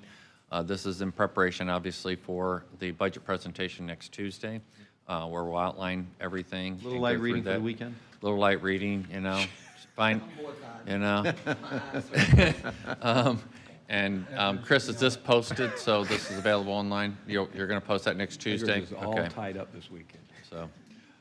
So that's available to you. And then maybe we can get to the sheriff when he when he gets here. Okay, all right, let's move on to agenda briefing then. Okay, under agenda review, you've got a couple presentations. You've got, and we do have a check presentation from Representative Cheney. You've got several different reports. The first item of significance is item 13. This award of bid, Intercom Resources. This is a Tampa Bay area cooperative contract for natural gas, 36-month contract. Item 14 is receipt and file. 15 is ranking of firms with HDR Engineering for East Lake Road and Curly Road to North Trinity. This is the PD&E study for that section of road to keep that project going. Item 16 is ranking of firms. This is for the 62nd Avenue North roadway improvement project, $1.5 million. To the regular agenda, 18 is the project application to the Federal Aviation Administration for the fiscal year 25 entitlement funds for St. Pete Clearwater Airport. This is construction administration for the terminal improvement project. Item 19 is fiscal year 2026 elite event funding recommendation from the Tourist Development Council. Item 20 is declaring county property surplus, and this is for a transfer to the Housing Authority, let's see, yeah, to the Housing Authority, for an affordable housing project. Item 21 is MSTU. This is for Neighborly Care Network to replace a roof, and this is in downtown Palm Harbor. I thought $20,000. Item 22 is Palm Harbor Library, MSTU, for library shelving. Item 23 is a Palm Harbor Parks and Rec. This is for portable sports field fencing, MSTU.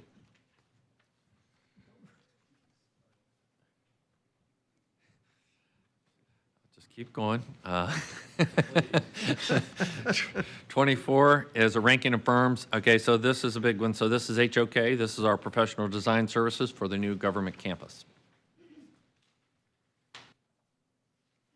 And the construction manager at risk will be on for your August agenda. 25 is 4 applications for Penny for Pinellas funding. So they're listed within your packet. Yep. For 25, are we able to, it says delegate authority to negotiate and execute. Can we maybe look at negotiate and then bring back to the commission to approve those contracts? Cynthia, if you want to come up to explain that process, or either that or Blaine. Yeah, Cynthia and I met, I think, earlier this week and looked at some of the previous contracts, and they seemed a little light on some of the requirements of giving out millions of dollars. There weren't a lot of controls that if they just up and left, it'd be a little bit harder for the county to get some money back. And we've been working on updated criteria into these contracts. We actually worked with an outside firm. So maybe you can go over that. Yeah. Good afternoon. Good morning, Commissioner. Cynthia Johnson, Economic Development. Commissioner, to your point, we have all, through our 6 rounds, part of the process that we've used is to bring all applications to the board for conditional approval, and then delegate the authority to Barry to review the agreements before we go into an actual agreement with the company. One of the reasons we have recommended doing it that way at the advice of our consultant and industry is timing to market. A lot of times, we really need to get these projects going to the market. The assessment of the agreement, Commissioner, to your point, what we discussed, I have shared with our attorney, looking at the agreements to make sure that we have all of the safeguards in place. And I did go over, Barry, with all of the commissioners, the assessment of looking at our new improvement processes. So our new improvement processes to the Employment Sites Program does include us changing the process. And when I say change the process, every application goes through an initial assessment by staff, initial review by staff, and we score them. The old process, we would bring that application to the board, and then we will have a third-party review the financials, the feasibility, the pro forma, the actual verification that a gap exists, and then to provide us a reasonable determination of whether or not ESP funds should be used for that project. The new process change is to move that process in the front, on the front end. So before it even comes to the board and before it is presented to Barry, that third-party due diligence is done. And in that third-party due diligence, what we have found is that consulting firm really looks into the financials. They're reviewing the pro formas. They're verifying the source and the use of funds. They're verifying the application scope of work. Then they make a recommendation to staff and say, hey, this is a reasonable use of ESP funding. And there is a gap because as we've talked in the past, this is not an entitlement program. You got to have a financial gap. We're not funding 100% of anybody's project. There are very specific criteria. And so with that change in the process, we really feel like we're bringing to the board an applicant that really has been vetted by not only staff, but by an outside entity to really give us a real solid confidence that we're bringing forth projects that you all have enough information to make an informed decision on. So in that process, you're really seeing that final product, and it's delegating me to be able to execute the final contract with minor revisions, Right. correct? I mean, Yeah, and the contract usually says, you know, like payment terms. What are those milestones that we pay out the grant?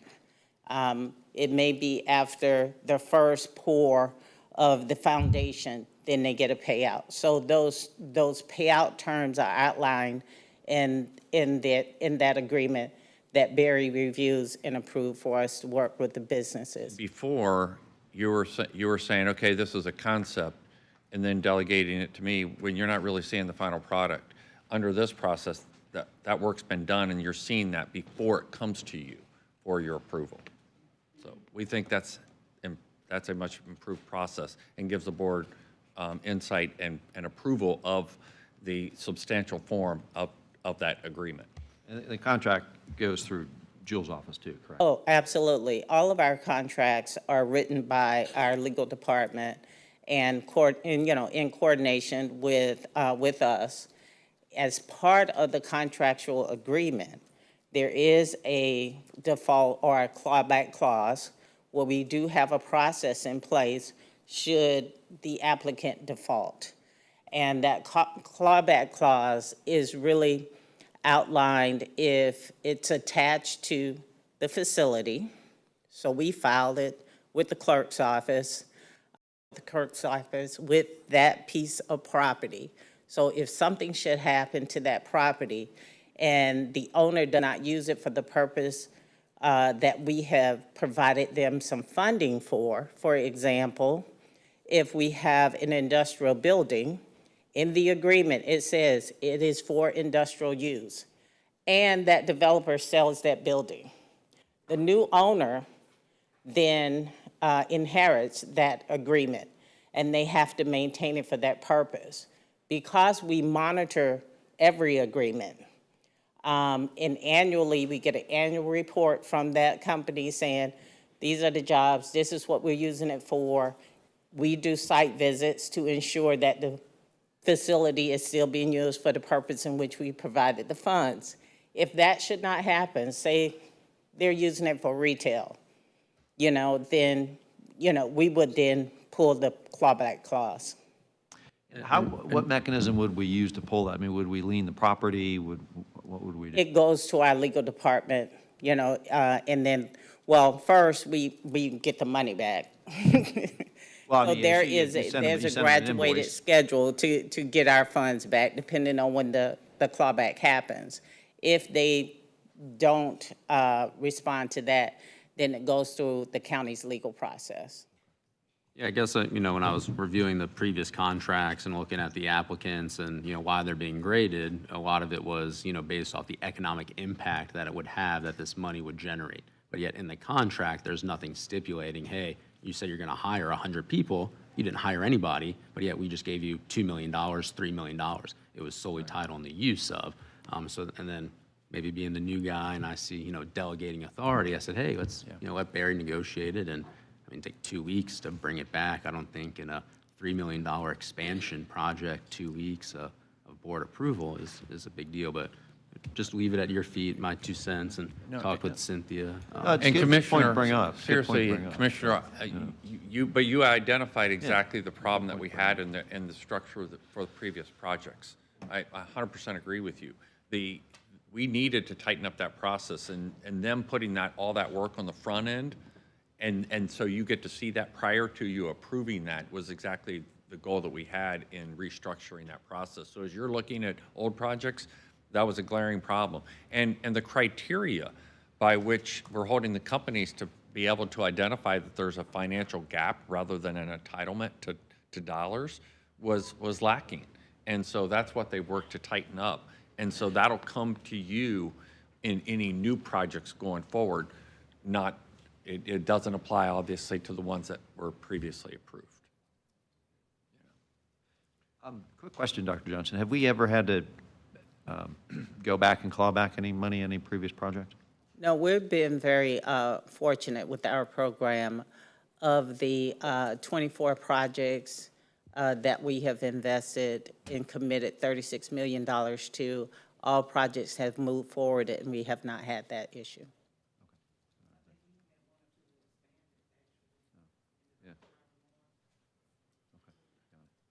Commissioner Eggers? Yeah, so just following up a little bit on the how staff and the third party are going to be working together. The third party, staff has a sense of the criteria that we'd like to see in candidates that are coming forward with gap funding requests. We have a set of guidelines by which the program was set on, and we judge them on the guidelines, yes. That's what I'm saying. So, and then we have our third party do the assessment of the company itself. In the financial position of the company, and to identify if that gap actually exists and what that is, and does that use of funds, is it eligible uses based on the guidelines in which the program was set. Then it kind of circles back to you after that analysis to say, we are getting the return on investment, whether it's property tax increases or tangible tax increases or jobs, higher paying jobs. We do have that as well after they've done their kind of analysis. I just want to make sure Yes. that Yeah, you all are working yes. closely together before we see it. Yes, Commissioner, I have a high level of confidence that that report that comes back from the third party, it does address all of those elements to give us a level of information to be able to pass on to the county administrator when we present the applications for consideration to move forward to the board for your review and approval. It'll be interesting, the conversation, the four that we're looking at this time are very different. The first one is just speculative, although we've had experience with the developer. So we don't have a tenant yet. We don't know the type of tenant that's going in there, but we're saying that the developer knows the kind of tenant we're looking for. So, and they've done it before. So, and they'll probably want to do it again. So they want to behave themselves and bring the right people. The second one's very small, not a big, big number. The third and fourth one seem to fit the ideal standard and fit the mold. So, I think it's good discussion because of the different kinds of projects that are coming on this one. And Commissioners, staff's worked really hard to try to tighten the criteria and evaluation process. Because, any company, I mean, if they're worth their weight in gold, they're going to ask for funds, and they're going to say, without these funds, this project won't go forward. Well, how do we know that that shouldn't be a business cost versus a government cost? And so we've tried to put some program criteria around doing that evaluation to really make sure that, based upon us going somewhere else, that it would be cheaper for us to build, and there is a gap, and though it goes to the financials. We have some ways in which to evaluate those programs, because that was my concern. Why wouldn't you ask for, free money? And it shouldn't be free money. It should be a gap that otherwise wouldn't allow the project to move forward. And that's hard to define. It's hard to It's hard define. because sometimes it's just good old poker. It is. Good old poker playing by the company, really. I mean, they're saying we may move if we can't get this Correct. additional I help. would. Why wouldn't you? Right. I mean, and that's what they've worked on. So it's not a perfect system, but I think they've got much tighter criteria to work from in trying to make these decisions and make these recommendations to you. And I think that's well said. I mean, it's not perfect system, but it's a tighter, controlled system right now, before we see it even. Right. So I think that's a much improved process, so thank you. You're welcome. Go on, or you want me to go on or take the sheriff? Oh, yeah, maybe we should break for the sheriff. Okay, we can come back. We're on. Thanks for we'll be bringing that item up. on 20 That's a good. Item 26. We got to make sure we got good checks and balances in place. So, all right, we're gonna, Sheriff, welcome. Good to see you. So we'll have the sheriff come up, and then we'll pick up with item number 26.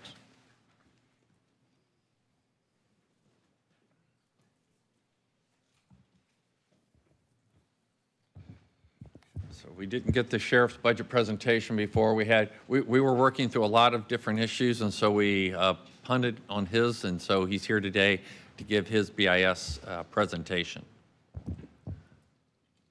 All right. Good morning. So I'm just going to run through where we are as far as our budget submission for FY26. You all have copies of the PowerPoint that I've given you. I want to just begin by telling you where we are as far as from a public safety perspective in Pinellas County and the accomplishments that we have made, because I think they directly impact a whole lot of different areas, including, I'd suggest, the success of the county as to the #1 economic driver, and that's tourism in Pinellas County, because people aren't coming unless we're safe, and people have to be safe, but they have to feel safe. And I think we've been able to accomplish both very successfully. And just to illustrate that, between 2014 and 2024, is that in the Pinellas County Sheriff's Office service area, we've been able to reduce those most serious crime numbers, and they're called under the Uniform Crime Reporting, it's Part 1 UCR crime. And we've been able to reduce that crime by 54% over the last 10 years. And that's a better number than me sitting here telling you about arrest rates or case closure rates or the successes we have in investigating crime. Because when I tell you that, that means crime has happened. That means somebody's a victim. That means there's people out there doing bad things. But what I'm telling you by this is that the crimes that were happening before have been reduced by 54% where they haven't happened to begin with. So that always begs the question, well, what do you attribute that to? And I attribute it to three things. One is good laws coming out of Tallahassee. We've worked very closely over the last many years with the legislature to shore up some of the holes, especially with juvenile crime and holding these really serious juvenile delinquents who are out engaged in all kinds of crime, including gun crime, holding them accountable and giving the judges and the system more tools to deal with them effectively. Also technology. Technology is a big part, and leveraging technology. And some of it's just good old-fashioned boots on the ground police work. So those three things, I think, are the factors. But what we do is impactful to the community because we want people, the people who live here and the people who are going to visit here, and again, the #1 driver is tourism, is to know that Pinellas County is a very safe place, and to reduce crime, serious crime, Part 1 crime by 54% in that period of time is significant. We're also doing it very efficiently. When you look at the state of Florida, the average law enforcement agency in Florida has 2.4 officers per 1,000 residents, and Pinellas County Sheriff's Office has 1.8 deputies per 1,000 residents. So when you use the measurements, and these are measurements that are put out by the state, the Uniform Crime Reporting numbers are not our numbers. Those are the FBI metrics and the formula used by the state and by the federal government. to normalize all the municipalities and counties, big and small around the country. And the same thing here is that this is normalized by per 1,000 residents. So we've had great success in reducing crime to keep Pinellas County safe and let people know that it is, and also doing it very efficiently. As far as hiring goes, we've had success thanks to your help over the last couple of years in the challenges that we've had in filling positions. So last year at this time, we had 126 open deputy positions, and today we have 50 out of 1,510 sworn positions. So we've been able to reduce those openings. We still see attrition, of course, but attrition's becoming more normalized with normal retirements as opposed to people getting out for other reasons. And when I say that, it's not people who are getting out to go to other agencies. They're getting out of the law enforcement profession altogether, and we've talked about that previously. But that has slowed. Some of the things that we've been able to do with retention payments, with other incentives, and also being able to hire by being competitive. And in order to hire, it's just the nature of the time we live in, is that we have to be market competitive. And it's one of the big drivers that will attract people or cause them to go other places, is making sure, and I have repeatedly said this and I'll reiterate it, it has never has been and it never will be my goal. The Pinellas County Sheriff's Office is the highest paid law enforcement agency in the county or the area. We're not and we won't be. But we have to remain market competitive. And as long as we remain market competitive, we have a lot of other things to offer and a lot of other things that make us attractive to prospective deputies. And they see that and they come. But we have to be market competitive with pay and benefits, because it reaches a point where if you're not, then all the other things that make you attractive are not attractive. So we have to make sure that we stay that way. Our last year adopted budget was $456 million and change, as it says up here on this slide. Our submitted budget this year is $476 million and change. We have, and I'll get into this, non-general fund revenue, which is significantly increased, is $54 million. So that makes our net general fund budget request $421,997,105. We've been able to increase over the last several years our non-general fund revenue. So I think, as we all recognize, there's many pathways to Rome, and the finish line at Rome is being the least amount of drain, if you will, on the general fund as we can. And so there's ways to get that, and one is to limit your general fund expenditures. The other way is to have your expenditures be financed from someplace else. And when we finance them from someplace else, that is non-general fund revenue. And we have a number of non-general fund revenue sources, and we've been able to steadily increase those, as you can see, from 22, 23, 24, 25. And in 2022, we had $40 million in non-general fund revenue. And for FY26, we'll have $54 million in non-general fund revenue. And just from 25 to 26 alone, it's a $7.4 million increase. So we've been able to increase our non-general fund revenue $14.2 million over the last 5 years. So I'll get more into this and the significance of that and how it impacts the collaboration that I've had with the county administrator and his staff to meet where we need to be, the available resources for this year, and how that increase in revenue plays into this. And I'll talk about more about that here in a second.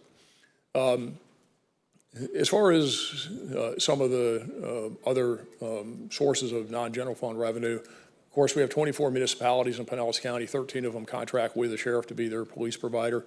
We also have contracts with the airport for police services, and for you all with environmental lands and the housing authority for 2 of its properties. So if you put all that together, that is a significant source, a few $1 million a year of non-general fund revenue. And we are very cognizant in making sure that we are charging the entities that are using our services appropriately. And this year, we increased the contract prices for all the municipalities and everybody who contracts with us by 8%, which is commensurate with the increase in costs. So we got to make sure that they are appropriately paying for what they're getting, and we're doing that. Most of our budget increase for FY26, as it is for every year, is in the personal services bucket. And that personal services bucket is pay and benefits. And again, pay and benefits have to be market competitive. We do have a collective bargaining agreement with the PBA we have 2 units. One is the deputies and corporals, and the other is the sergeant and lieutenants. And we've had the union contract for years. Every year we have a wage reopener, and we have to bargain with them for that wage reopener. So what I'm going to go through now with you as far as what we propose to do is still subject to ongoing bargaining with the PBA. And so some of this could change depending upon we have another bargaining session coming up. But what I can tell you is that, and the county administrator and I have come to consensus on this, agreement on this, is our top line number is not going to change. So what I'm telling you here as far as what we are submitting the budget as, if something happens in those negotiations and I got to move some money around, then I'll move it around within our top line number. So in other words, our ask is not going to increase. And I anticipate that where we're going to end up is what I'm going to tell you. But again, it's a union and it's bargaining and it's negotiations, and we have to be respectful of that process. And I have to address this with them. I at least said we have another bargaining session coming up, and we'll do that. But where I see it and think that we're going to end up is likely with a 3% increase for the deputies. The current starting pay is $66,950. The current top pay is $94,400, and the new top pay after we apply the 3% increase would go to $97,298. Now, by way of comparison, as I said, we are not the top paid agency in the county, and we never will be, but we're competitive. St. Pete, their top pay is $111,000. And I think that for the new year coming up, I think it's going to be close to $120,000. But they're still going through their process down there. And we have to look at this, and we have to be cognizant of it and aware of it, just because we have to be competitive. But as I say about a lot of things, I really don't worry about what others do. What I worry about is what we do and how we do it. But we also can't have people who are not willing to come to work for us because we're not staying competitive. And that's not the case. We are. And those of you who have been around for a while know we went through many years ago where we had to do a lot of work, and thanks to your commitment and to the administrator's commitment, to fixing our pay plan because we were way, way out of whack. And once we right-sized that and got it structurally where it needs to be, again, right now we're just trying to maintain it and remain competitive. So pay increases, as I said, I anticipate, but it's subject to bargaining. For the deputies will be 3%, and the same 3% of midpoint in each pay grade for non-sworn personnel. So our total wage increase for all personnel is projected to be $12.7 million, 8.5 on the sworn side and 4.2 on the non-sworn side. Our other big drivers of our cost increases that we really can't do anything about is the statutory FRS contribution will increase, and it's going to increase by $8 million, putting our total FRS contribution at about $68 million. So it's a big number. But again, I don't have any say in it. It's all set by the state, set by the legislature, and they've increased now. And something that we have that you all don't have is predominantly is our people in the special risk category. And the contribution rate now in the special risk category is over 36%. And it continues to rise every single year. So as the legislature keeps raising it based upon the actuarial analysis that's done by FRS, you know, what's the future bring on that? I don't know, but it keeps going up. But this $8 million increase this year is very significant, and having a 36+% increase or 36% FRS special risk contribution is huge. Also, Social Security increased by $1.2 million. And we watch this so closely and work on it extensively throughout the year to do everything we can to keep our health insurance costs as low as possible. We haven't seen anything like this. In fact, the increase this year is about double what the averages are in the past. And we're seeing a 14% increase this year, which is, again, about double the average per year for the last 5 years. And it's a $9.2 million increase. So when you take the 8 million FRS, the 12 million in salary, the 1.2 million in Social Security, and the 9.2 million in health insurance, those are big numbers, and there's not numbers I can't do anything about. We will continue to look at health insurance costs and hope and that this year is an anomaly. What drives it is claims and medical inflation, and we're also seeing pretty steep increase, which is part of medical inflation, in prescription drug costs. So we work on it. I've analyzed it, looked at, what are the drivers in this, and are there isn't anything that we can point to. It's a combination of things, and I think it's just that perfect storm, and hopefully it's a one-year perfect storm. We'll continue to work on it, and I, as much as anybody else, want to get that down. But nonetheless, this is what we're faced with for this year. Quick question. Looking at the county health insurance versus yours, do you attribute that mostly to because it's a high risk, or what's the? I mean, 'cause I think we're pretty flat this year from last year. Is that? Yeah, we're pretty flat this year. Sheriff and I have discussed this extensively. And a couple of years ago, if you recall, our broker suggested a 30% increase in our healthcare costs. We budgeted at 10, it came in at 12. And so, some of this is trying to predict what that will be. So that's the reason, he stated that if you look at his cost over the last many years, it averages about 7 to 8%. So why is it spiking so much? And we don't have an answer for it. Same way, the broker couldn't give me an answer a couple of years ago as to why their projections were as high as they were. So it's something that, fortunately, and you'll see it in our budget presentation on Tuesday, we do have healthcare reserve. We don't have a healthcare reserve for him over on our plan, but it's still the same. We've contributed to that. We have a shock absorber for these fluctuations like that, and so that'll be part of our strategy. And then we'll wait and watch and see what it actually comes in at and what next year's cost, if that levels out to a normalized rate. And unfortunately, yours has been going up every year, right? I mean, it's not. But no, but no different than anybody else's. This is the first year it's gone up exponentially and much more than anybody else's, because we really have had normalization of it for 5 years. We had a 5-year average that was about the same in that 7%, which is consistent with trend, and they call it medical trend, which is medical inflation, increased costs. We have seen this year, we've seen, again, some increase in claims, and it isn't any one particular, so it's really just a combination of things. And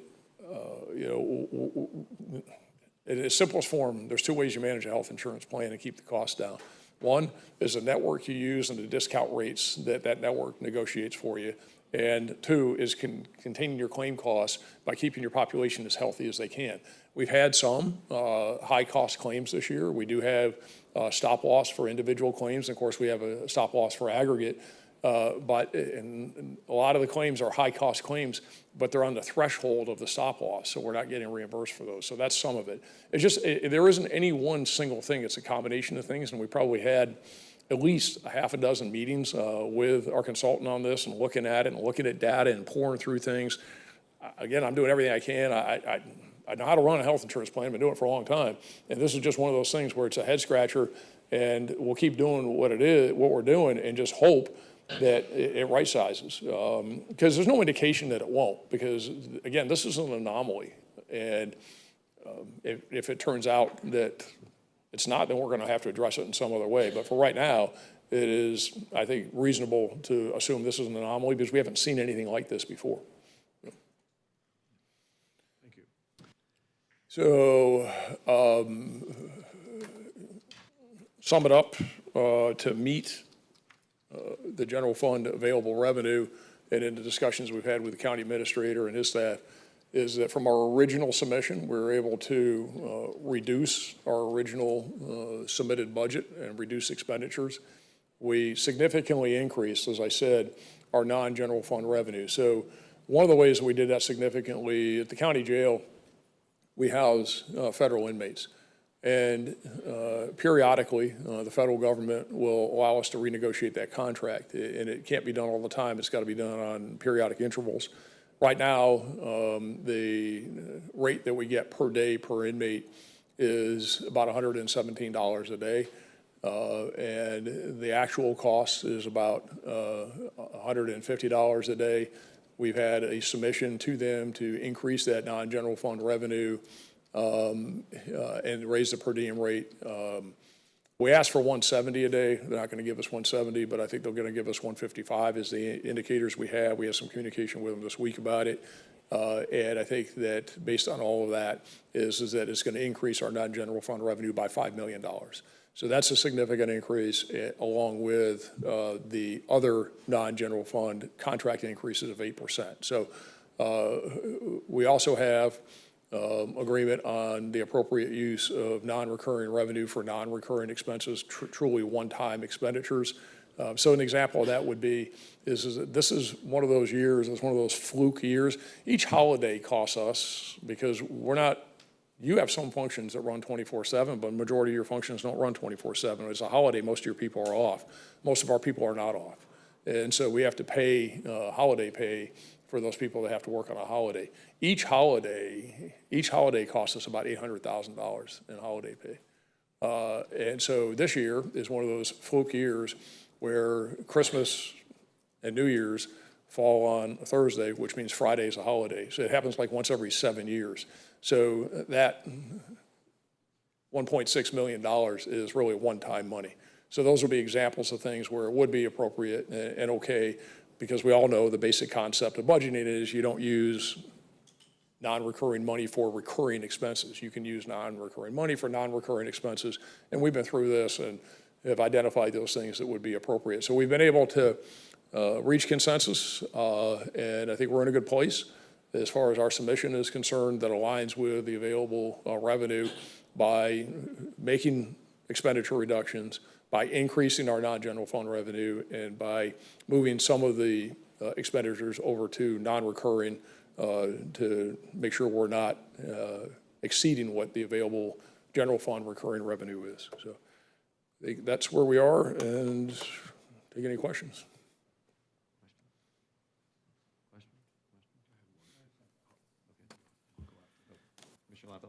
Thank you very much, Mr. Chairman. Thank you, Sheriff, for everything that you do for Pinellas County and your men and women. And I just wanted to take a brief moment, since you're here, to recognize one of your deputies, and I know that I imagine you are going to do the same, Mr. Chair, and that is Deputy Butterfield, who's going to be retiring soon. And he's around here. Oh, there he is, right there. And since you're his boss, I just want to tell you how great a job that he's done for us over the years. And now I guess he gets to spend time with his grandkids, chasing them around. So. Yep. Now, Jim's done a great job for us. We appreciate everything he's done. So thank you. Mr. Eggers? Yeah, again, thank you, Sheriff, for working closely with Barry to try to make this crazy year work for our taxpayers, right? I mean, that's what we're working so hard for. You mentioned like the wage increase, $8.5 million for deputies, $4.2 million for non-sworn. Is that kind of the percentage of our your workforce that we have, like 2/3 sworn and a third kind of the support group, if you will, about a third? Yeah, so I think, from again, general fund speaking only, because we have other funds, but general fund speaking, which is what we're talking about here, I think the total position count is 24 and change, 2460, something like that. 1,500 of that is sworn. So again, but by and large, the sworn money is going to be higher than the non-sworn money. We have a whole variety of different positions. As you take an administrative assistant, and it doesn't mean that they're not vital and important to the organization and we don't value them because they are, but the market for that type of position pays X, where the market for sworn deputy positions and sergeants and lieutenants and captain and all that's going to pay much more. So the money is definitely on the sworn side. That's definitely where, if you broke it down, is that we have more sworn people, and the sworn people, by and large, are paid a lot more. So that's where the cost is going to be. And then last question, we've kind of talked here about kind of the average age for Pinellas County government, it'll say 52, 53, something like that. And so we're kind of taking a look at that from a perspective of impact on the organization, younger, older, whatever. What, your organizations mirrors that, or is it younger, or do you have a sense of that? Younger. Any issues along those lines? I mean, So, you get a lot of people, and then, you know, and I guess it depends upon how you define younger and older. You know, a lot of people, I'd say the majority, we're seeing a change too, because people used to get in the law enforcement profession. They used to get in the early 20s, and they'd stay.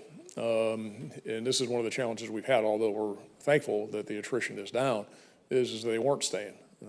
And normal retirement is 25 years, and it depends where you are too. There tends to be in the Department of Detention and Corrections, the jail, they tend to do 25 and they're gone. On the law enforcement side, they tend to stay 30, 35 years. But we are seeing more and more people, and this is another thing that's a driver for costs, is that right now in our step plan, we have 15 steps. And right now, of the 1,500 sworn, we're just under 500 that are at the top. So when you move those people and you got many more at the top, that means that your costs are a lot higher. So as far as the age goes, though, I think it's mixed. I would say overall we have a lot more newer and younger people. I would characterize our organization as definitely young, sometimes by age and sometimes by experience, which is one of the challenges that we have. So, you know, but I'd say if I had to put it on one side, I'd say we're more of a younger organization. the only last comment I'd make is to your point about how Pinellas County is viewed around the state, country, internationally from a safety standpoint. There's no issues that you hear about. You know, that's not. So you can't ever take that for granted, because we've had, you know, some issues over the years in the state at some of our rest areas, and all of a sudden that has this monumental effect on tourism. Just one case in one, and it's like, so thank you, and to your officers. Yeah, it's a combined effort. You know, the sheriff's office is responsible for the entire county, but we have some great police departments as well. We all work very well together, very collaboratively. So it's a combined effort between the sheriff's office and all the police departments throughout the county. And I think that, and I hope what people know is that we are absolutely going to treat people right. We're going to treat them fairly, but we're going to hold them accountable. We're not playing. Is that don't come here and do bad stuff. And you want to do bad stuff, you know, go somewhere else. But we're not tolerating it. And so I think that's the message. And at the same time, you know, we've got good community relations. We collaborate with the community and have been able to balance, you know, that.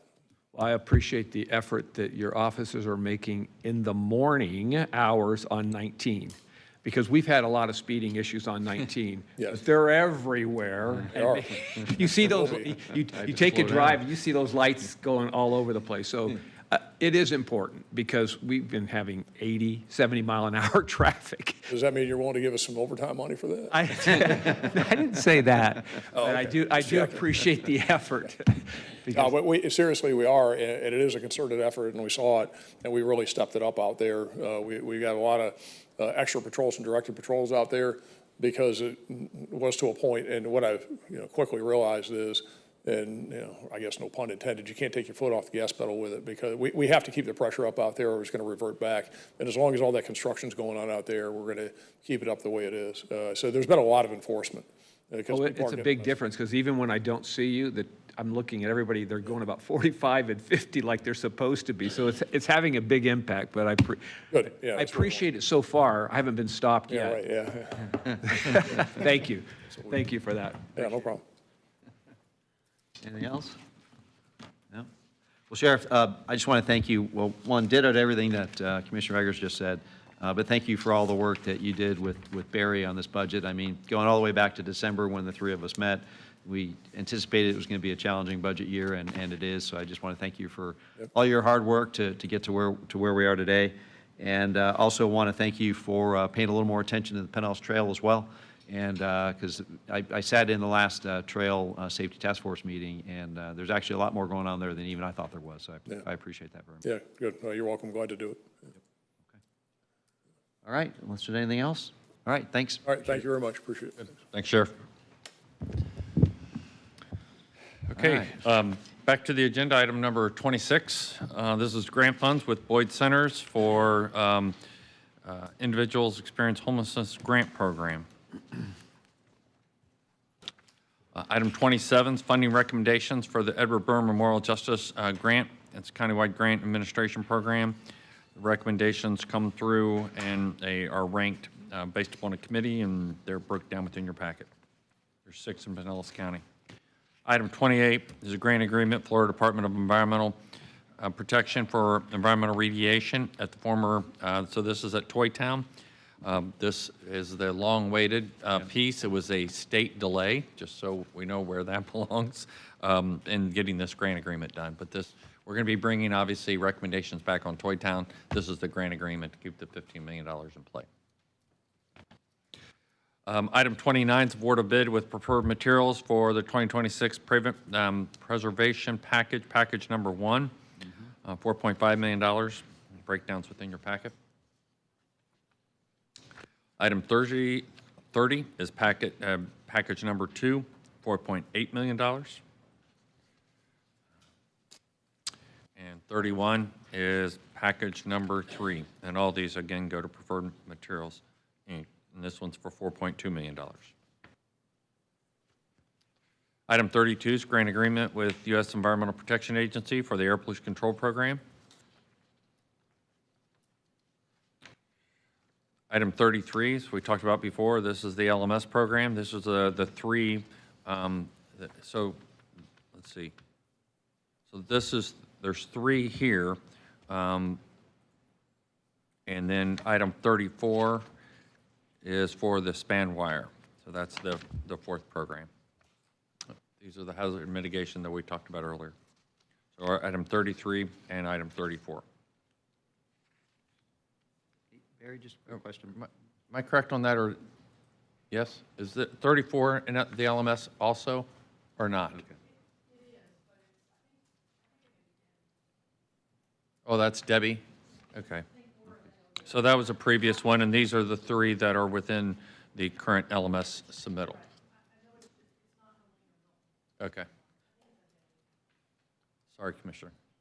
So these are not included in the presentation we had today? These are included in the presentation. These are the programs that we said these are our county projects. Okay, so you'd be approving these. Again, they're still subject to approval by the state.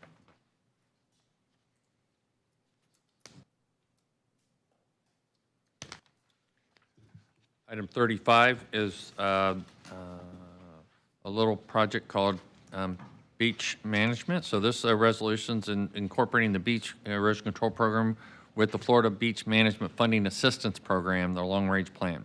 So this project obviously is the $97.4 million for, and then there's one for, for each segment. And so this is the Sand Keys segment. And then the next item, 36, is the Treasure Island segment, and 37 is the Upham Beach segment. This gets to the $25 million. So $125 million. When would we know the status or the success or failure of these grant applications? Because this would offset a significant amount of TDT funds. Correct. But these, but we have no indication that we're not going to receive the funds. Oh. Okay. Okay. Got it. When do they typically make those decisions? Later, like later in the year, or? Yes. Okay. Okay. All right. Item 38 is a road deed transfer with the City of Treasure Island for Kingfish Drive. Item 39 is a change order number 1. This is work order contract. The original amount was $10 million. This $5 million is for additional work, again, within their sanitary repairs, so it's within the utilities budget.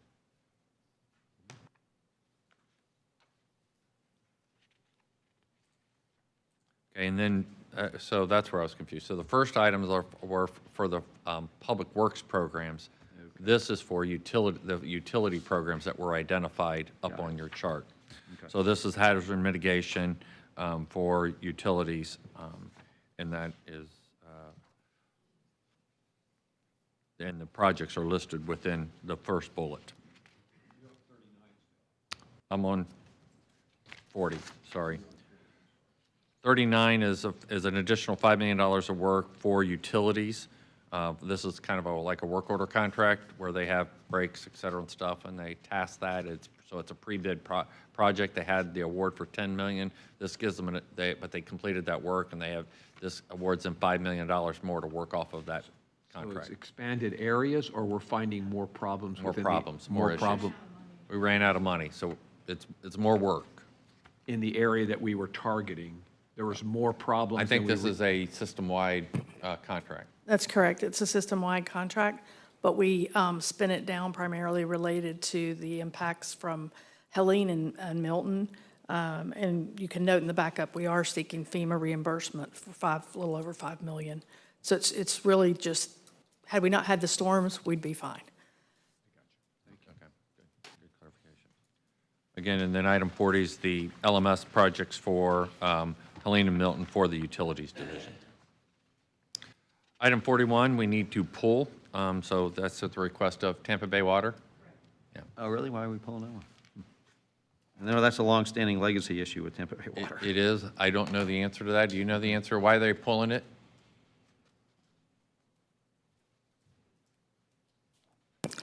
The only explanation we were given is they pulled it at their meeting at the request of one of their attorneys who wanted to take another look at the deed of conveyance.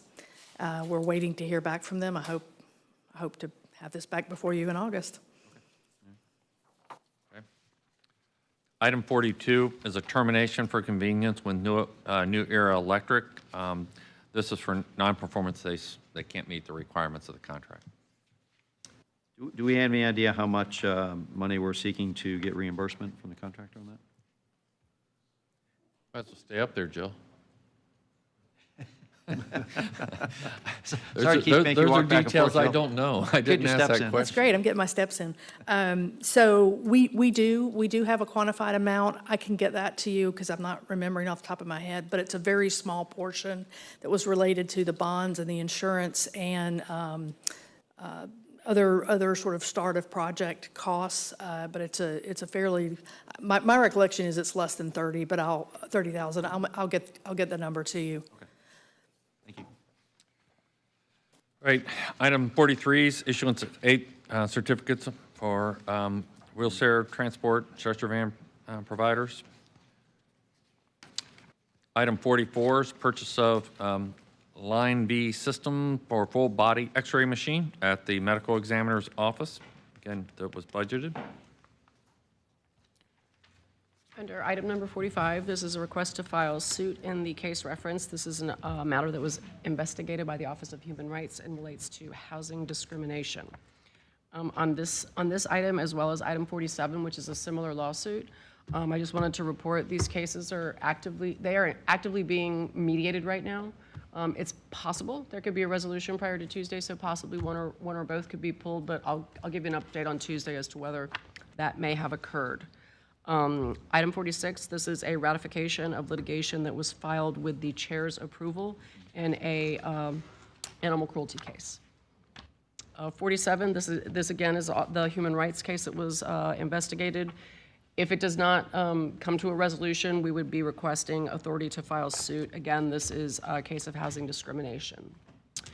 And on 48, this is an action that's somewhat similar to action that you took for your own public official bonds late last calendar year.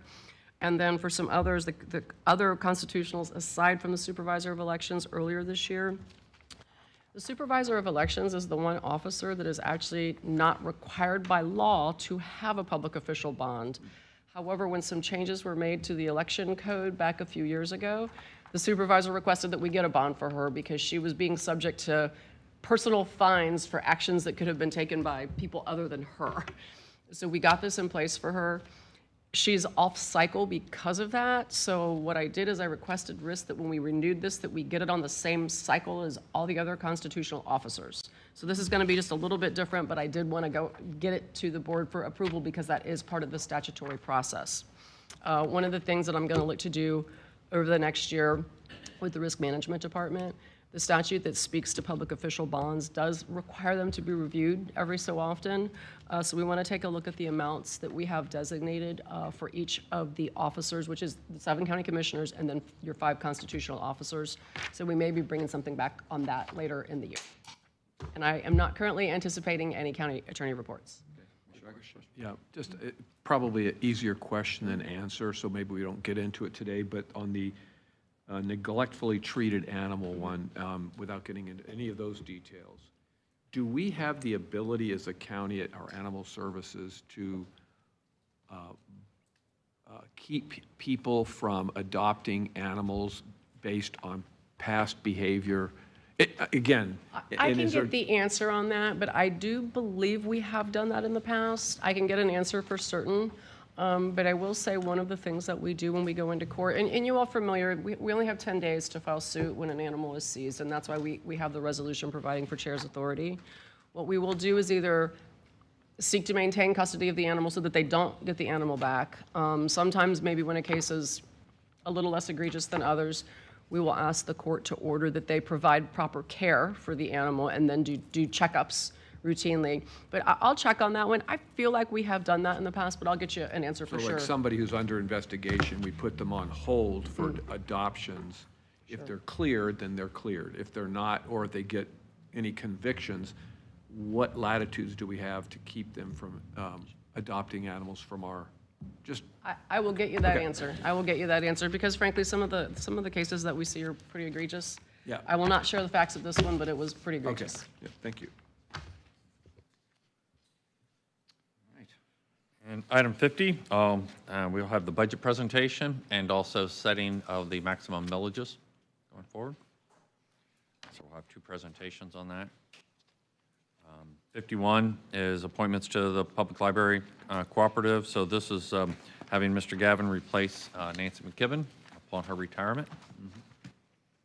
And then County Commission new business. On public hearings, we have several public hearings. The first one is Todd's Air Conditioner, a zoning case from general commercial to employment. It's currently a warehouse, proposed use as a warehouse. No one appeared in opposition. No correspondence been received. Item 54 is a future land use map change in Tarpon Woods Boulevard. And so this is at basically the bank that's there at Tarpon Woods. And so it's residential general office to commercial neighborhood. There was a petition with 58 people opposed. The local planning agency did recommend approval.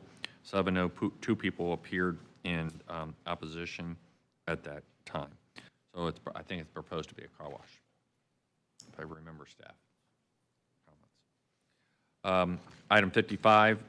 This is the change to the Master Development Agreement, which goes with 54, okay, so the previous item. So you'll be hearing that case. That concludes the agenda. Okay. All right. Anything else anybody else has for the good of the order? Well, before we take off for our weekend, I do want to thank our deputies that kept us safe today. Deputy Burgos, I think I saw Deputy Hinson around here somewhere. And where is Deputy Butterfield? There he is. Deputy Butterfield, I understand that, yeah, that this, oh, come on, yes, come on. We should all get up and get a picture with him. Let's do that. That's a good idea. So, Deputy Butterfield's our understanding that you are retiring and this may be your last day with us. It is. You know he's going to embarrass you. He's not going to let you get out of here without that. It has been an honor and a pleasure to get to know you, and I just want to thank you for a brilliant career in law enforcement, everything that you have done to keep us safe and this Pinellas community safe. We owe you a great debt of gratitude. So thank you for everything you've done.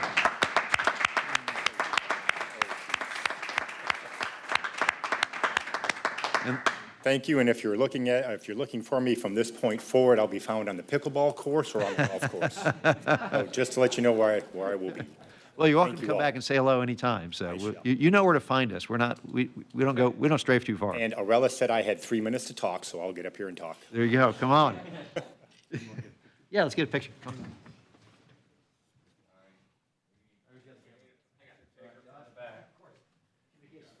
Yeah, communications got to scramble. They weren't expecting this, so. There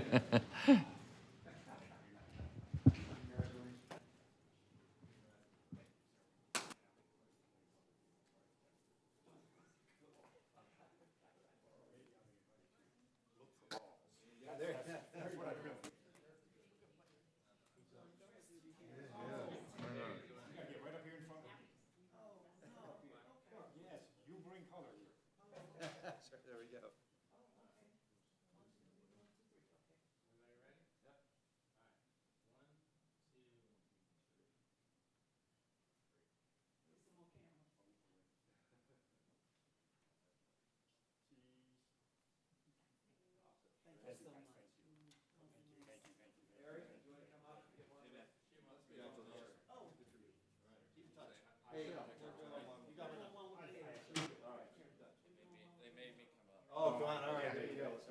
I know, I definitely know where.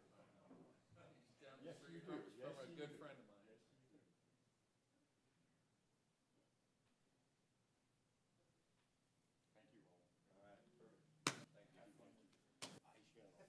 It's on my list to do.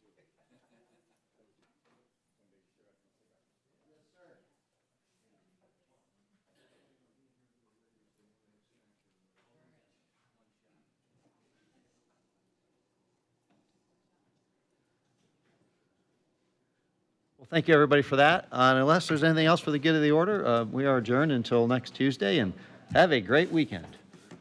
All right.